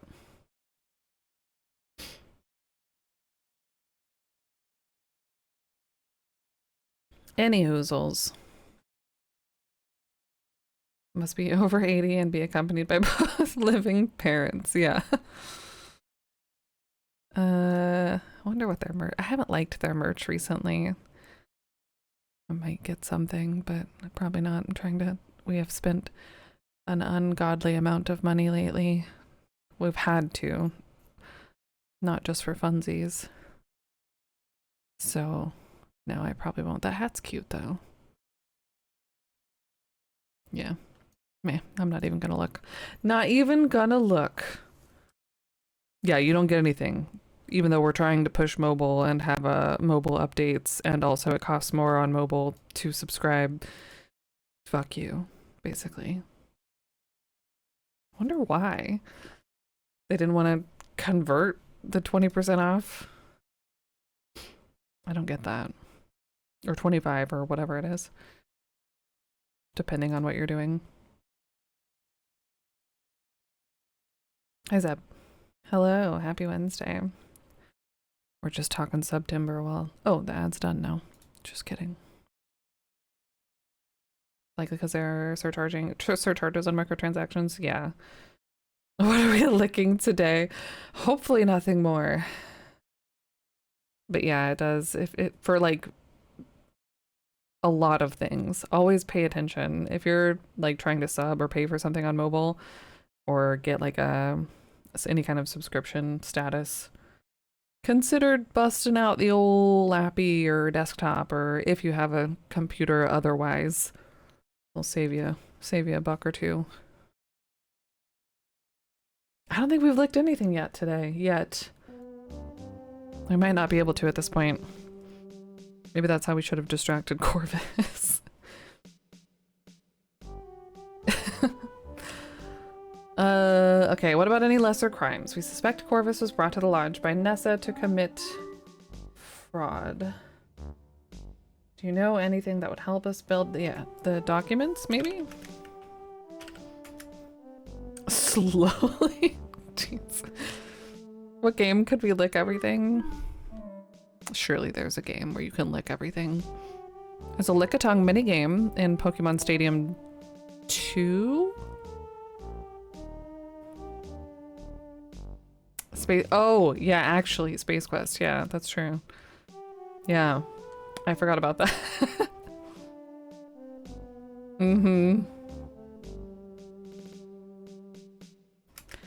What proof do you have that Corvus intended on engaging in fraud? I found Mr. Richards' last will and testament in Corvus' satchel. It stated that Nessa was to get everything after his death, although it hadn't been signed by Mr. Richards and the writing was in Corvus' hand. That seemed pretty fishy to me. Any interesting? Very interesting. Do you happen to have that document? I do. See, these are cases where I could have looked at it but not picked it up. Died attempting to lick everything in existence. Yeah, we will be playing Space Quest 5, yeah. It's probably gonna end up being after spooky game season, but it's on the short list.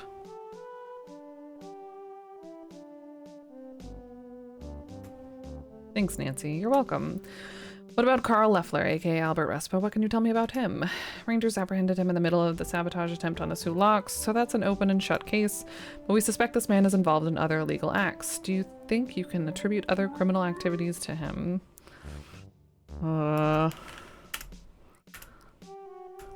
Bullet?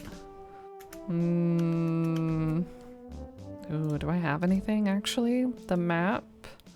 The cigar? The ticket? Oh, the telegraph tape.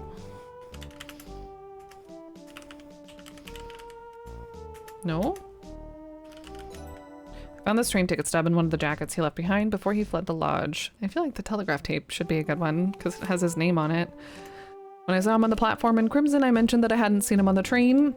He told me that he'd been in the first class car, which was a lie. His ticket stub clearly says coach, same as mine and Kimmy's. I also remember smelling cigar smoke in the coach car, the same brand that Albert smokes. I vaguely remember a man sitting directly behind Kimmy and I for part of the journey up to Crimson. He was concealed by a newspaper. I never saw his face.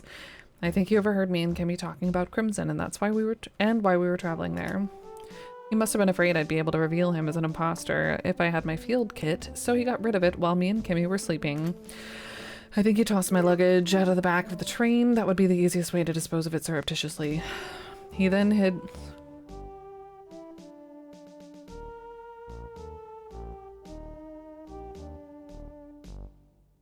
Is that the Wizard of Oz? Why does that word sound familiar? I think that's the Wizard of Oz that just got sprung into my head. He then hid in the neighboring first-class car when it was empty near the end of our journey. Very well deduced, Nancy. It just so happens Rangers found your luggage near the train tracks between Crimson's train station and the previous stop. Oh my goodness, they did? Yes, your name was found on a tag inside. Everything is intact, thank goodness. That's wonderful news. I was afraid I'd have to save up for another field kit. Your luggage is still an exhibit in the ongoing investigation into Carl Leffler. We found some fingerprints on the inside and outside of the luggage. We'll be needing to fingerprint you while you're here at the station, so we can separate your prints from those of the suspects. After the case is wrapped up, we'll return your luggage to you, of course. I understand. Thank you, Ranger Murdoch. Do you have the ticket stub you found? If so, may I have it? Of course. I was getting there, but the cigar butt, Nancy, it could prove helpful too. Certainly. I probably smelled great for the rest of the game after picking that up. Right. If you have something else you'd like to tell me about Leffler, just say so, or say no and tell me something else. Oh,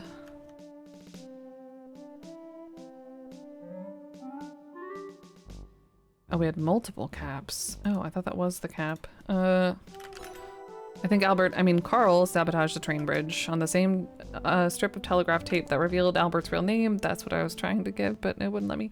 And next target for sabotage, it said, well done in Crimson. I found a stick of dynamite under his bed. Yeah. I think it rolled there when he was packing to hurriedly leave the lodge. On the way to the lodge of the first night in Crimson, Jack commented on how heavy Carl's set of luggage was.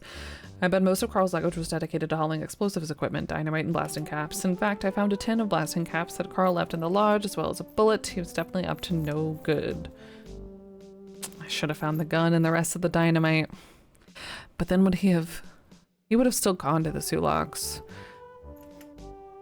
Carl's fingerprint is on this tin of blasting caps. He definitely handled them. Excellent work, Nancy. You may have the tin. It's very compelling evidence. Of course. What if this guy's a spy? Like, if he's a spy and we're just giving him all this stuff. Hey, Leonardo. Happy Thursday. Carl knew to store the dynamite separately from the blasting caps. He probably had training with explosives or at least some prior knowledge. And I'm almost certain that if the Rangers search the immediate area around the bridge, they will find discarded luggage, possibly part of the same set with explosives and residue inside. This is very helpful information. We originally suspected Loeffler of the bridge sabotage, but hadn't thought to search for luggage that matches the set he was carrying when we arrested him at the Sioux Locks. Oh, that would make a very compelling connection to make. We should find such an item. Speaking of items, do you happen to have the telegraph tape? Here you go. Thanks, Nancy. Do you have the bullet? Here you go. If you have something else you'd like to tell me about Loeffler. Do we have something else? The map?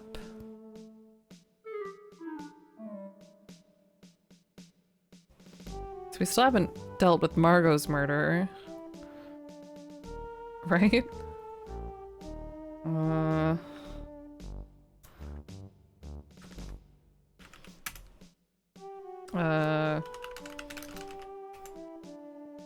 Not sure that's relevant. Oh no, do I have anything else? Fingerprints? Footprints? Ooh, I don't think I have anything else. Oh no. Oh no. It's currently lit. Oh no.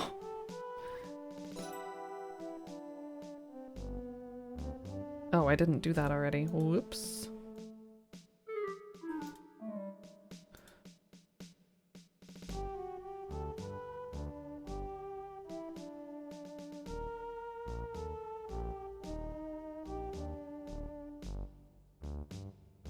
The report, of course. I'm literally looking at it, the report.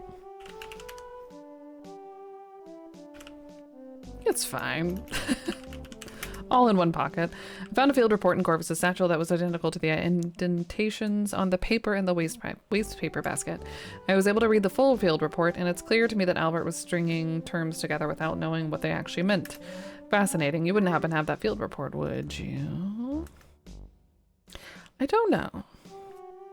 Now that we've tampered with all of it.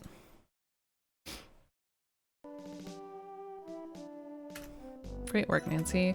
It's not worth the paper it's written on. Any mineralogist will tell you that. The Geological Survey of Canada would never endorse it. I'll be writing my own field report, which I'm hoping the Royal Canadian Museum will publish. I'm proud of the work I did. With any luck, my report will be a newly definitive survey of Crimson, Ontario. Sorry, I got a bit carried away. Back on topic. I was witness to a secret meeting in the boathouse between Nathan and Albert. I certainly clearly heard Albert saying the contents of the envelope he was carrying was a report signed and sealed, and there were no diamonds in crimson. Nathan paid him for this version of the field report. I wish I had something to show or tell. Oh, I didn't get the other field report. Who had it? Nathan had? Albert had? Albert. Nathan. Dang. I'm sorry, I was mistaken. Can we continue? Of course. Oh no. I think that's all I have to share about it. I think we're doing okay so far though. Let's move on to something else. Margot's death. Margot's murder. It does appear to be the case. We are looking into it. Yes. Jar. I recovered this jam jar from the river by Crimson Lodge. I think it's a key piece of evidence against Nessa regarding Margot's poisoning. Thanks, Nancy. What can you tell me about it? There's a powdery white residue inside, along with a bit of flypaper. I'd be very interested to learn what the residue is, though I wouldn't be surprised if it's arsenic. Really? Yes, the box for the flypaper strips warns that they contain arsenic. Pretty dangerous stuff. We'll find out one way or another. Thanks, Nancy. I found a fingerprint on the outside of the jam jar. It's Nessa's fingerprint. This could go a long way towards connecting Nessa to Margot's death, and very possibly to ruling the death of poisoning. Excellent work. What's more, I overheard Nessa having a conversation with Corvus in the apple orchard. She admitted to soaking flypaper in a glass jar to obtain poison, storing in her flask, and tossing the jars over the waterfall. It's pretty incriminating, especially if the evidence can back up your story. Have anything else to show me? Found this empty box of flypaper in the garden shed. After reading the tiny warning label, I discovered that flypaper contains arsenic. Jack maintains a supply of flypaper at the lodge, but this is the only box that was in the shed. And this box looks crisp and new, but empty. I suspect Nessa was stealing flypaper and extracting arsenic from it. An interesting theory, Nancy. May I take this box into evidence? Of course. It's gotta be something about that kit. Right? We didn't take the kit, though. Should we have? No, we said we shouldn't take her things or something.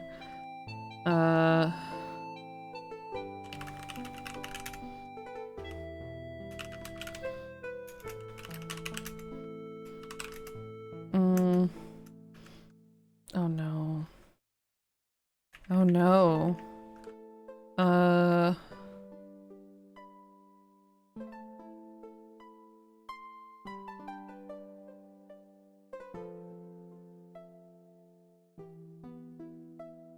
Shoot.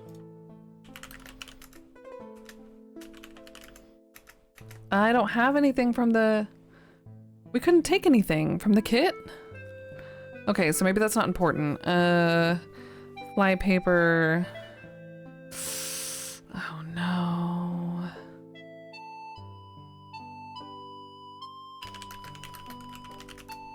I wish I got to know her better. Now that she's gone, she'll always be a mystery to me. I know that feeling. I'm sorry. I should tell the ranger about what I've learned about her murder. Illness. Shit, I don't think I have anything else.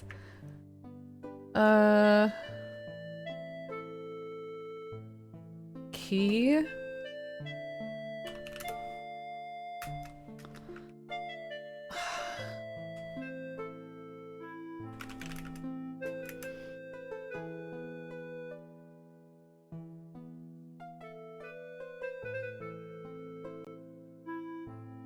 I don't think I have anything.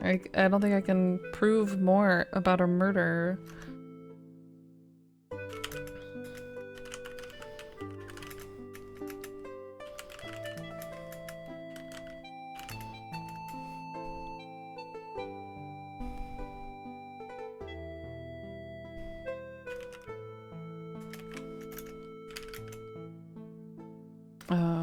Wait. What did it say?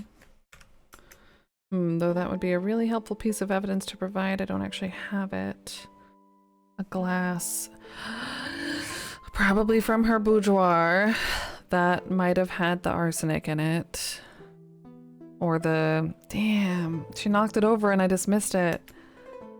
No, I don't think I have anything else. Damn.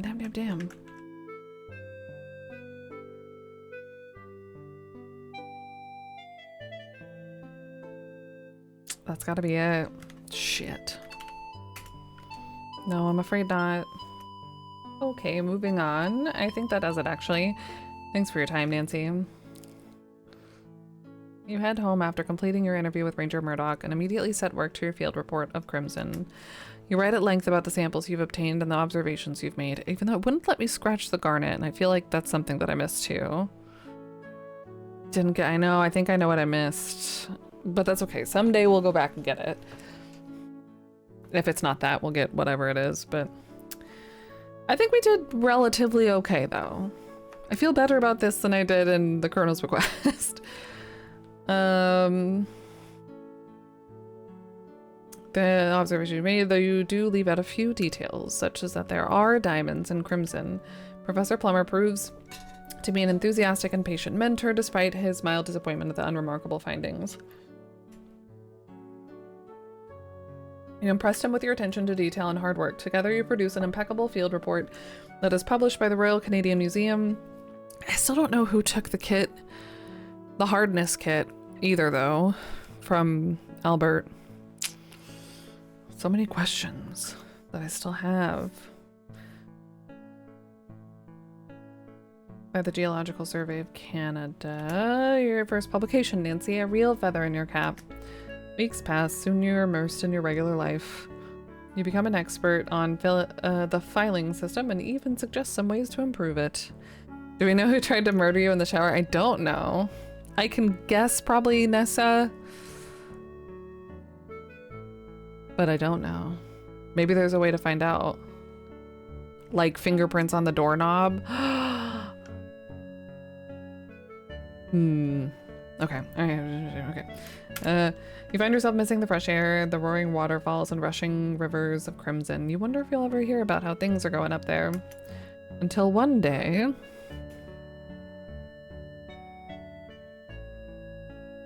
There you are, Nancy. Yeah, I don't know if I did either. It'll be interesting to go back and try things again. I thought today's newspaper might be of interest to you. You start reading the newspaper. Just wanted. $3,000 reward. You're relieved to see no mention of crimson anywhere, not even the smallest news items. You figure no news is good news. There's no mention at all about Albert Carl's attempted sabotage at the Sioux locks, only that there will be minor delays due to routine maintenance. They probably want to make sure there aren't any more explosive devices in and around the locks. Had Albert succeeded, you shudder to think of it. You skim the rest of the newspaper, but nothing else catches your eye. That's really not any of Corvus and Nessa.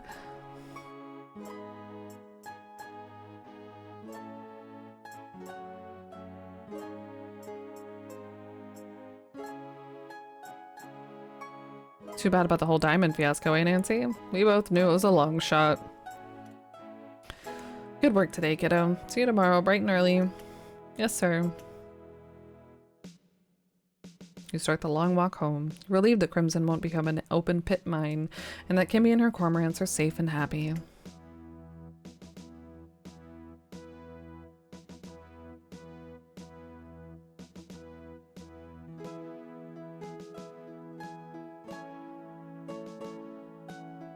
Hi, Annette. Is that supposed to be...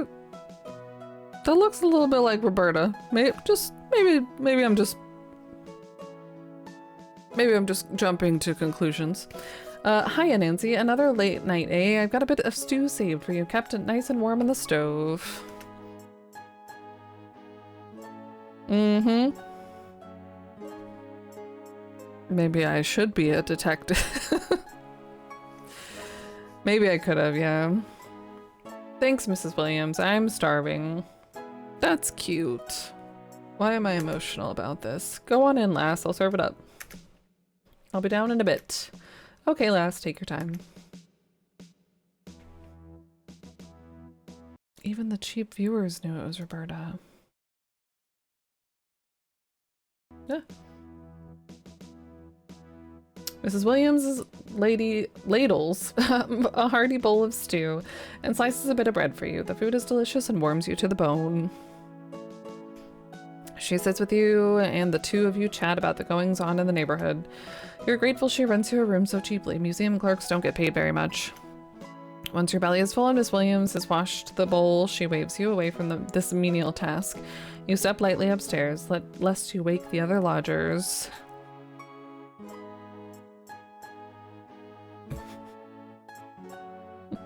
Y'all are silly. And none of you are cheap. No. The best.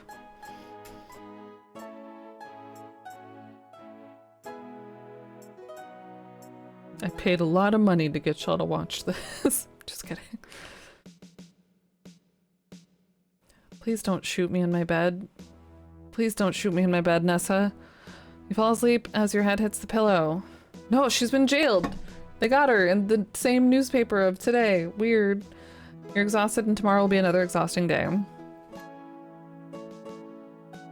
But every exhausting day is another step closer to making your dreams come true. Well done, Nancy.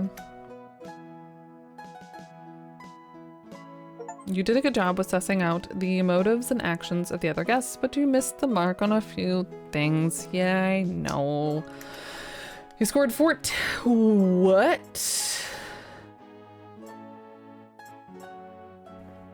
14 out of 24 during your pre-departure ponderings.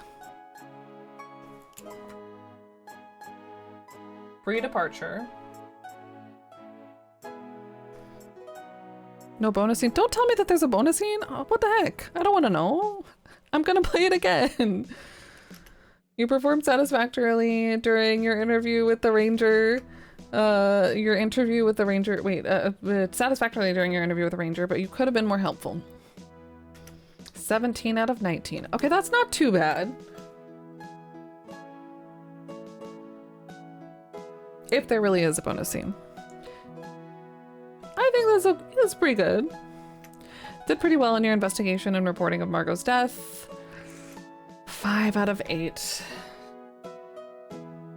I'm writing it down so we know to compare for next time. Carl Leffler, aka Albert Respa, was tired and found well, he probably was tired. Tried and found guilty of sabotage of the railway bridge, attempted sabotage at the Sioux Locks, espionage, fraud, theft, and a litany of minor charges. He was incarcerated at Kingston Penitentiary until his death 12 years later of a heart attack. The Sioux Locks were patrolled by Northwest Mounted Police for the duration of the Great War, and no other sabotage attempts were made. Thanks to this vigilance, Canadian supply lines along the Great Lake waterways remained uninterrupted. This played an important part in Commonwealth war efforts, and crucially contributed to the Allied victory. Corvus Shaw was found guilty of being an accomplice in Evans' kidnapping and murder, forgery, and attempted fraud.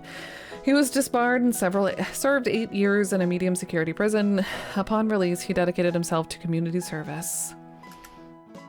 Margot was laid to rest alongside Evan and his parents in Crimson's lushly overgrown cemetery in an informal service attended by Jack, Nathan, and Kimmy. You wish you'd been able to make Nessa face justice for Margot's murder, but at least Margot's at rest where she was loved. I couldn't make the funeral?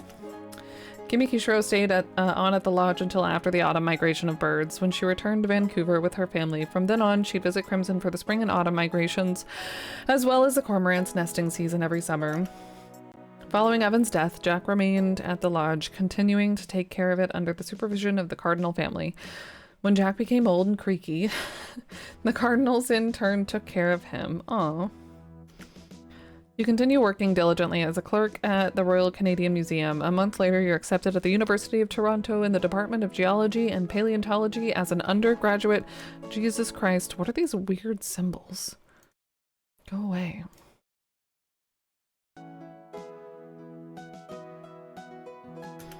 Professor Plummer spoke highly of your fieldwork in Crimson in his letter of recommendation. Although your findings weren't revolutionary, he tells you that impeccable work, regardless of result, is the bedrock of any scientific discipline, and that he's very proud of you. A few months later, you receive a letter from Ranger Murdoch praising your investigative prowess and tenacity in helping to foil the sabotage attempt at the Sioux Locks. He says you're a natural detective and that he hopes your paths will cross again someday. Thanks for playing. Aww. It's over.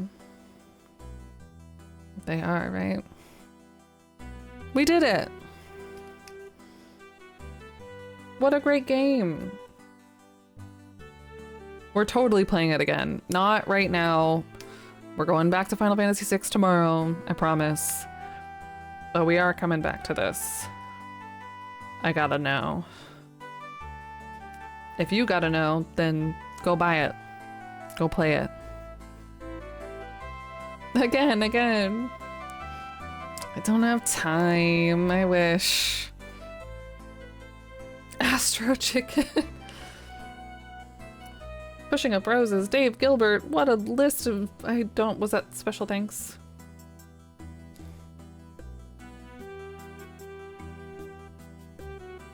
I'm sad I wasn't a patron. I should have been.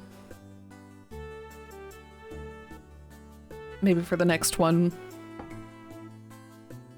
A 14 out of 10 game, yeah. It's great.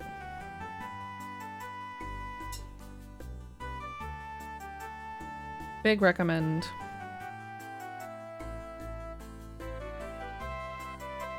My only...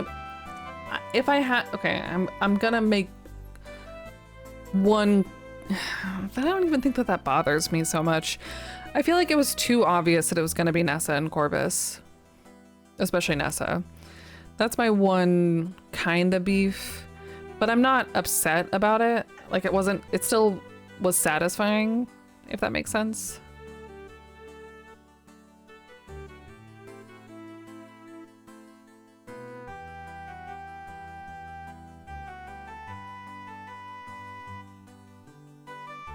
Yeah, it's 15 bucks on Steam.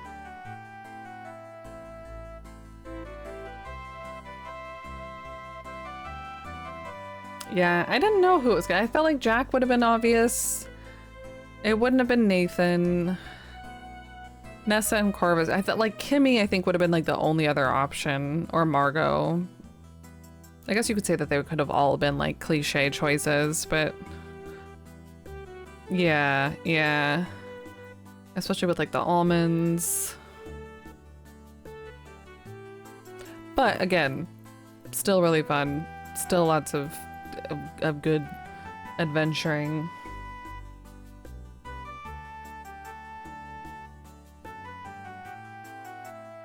Good music. Beautiful, beautiful art. Good parsing.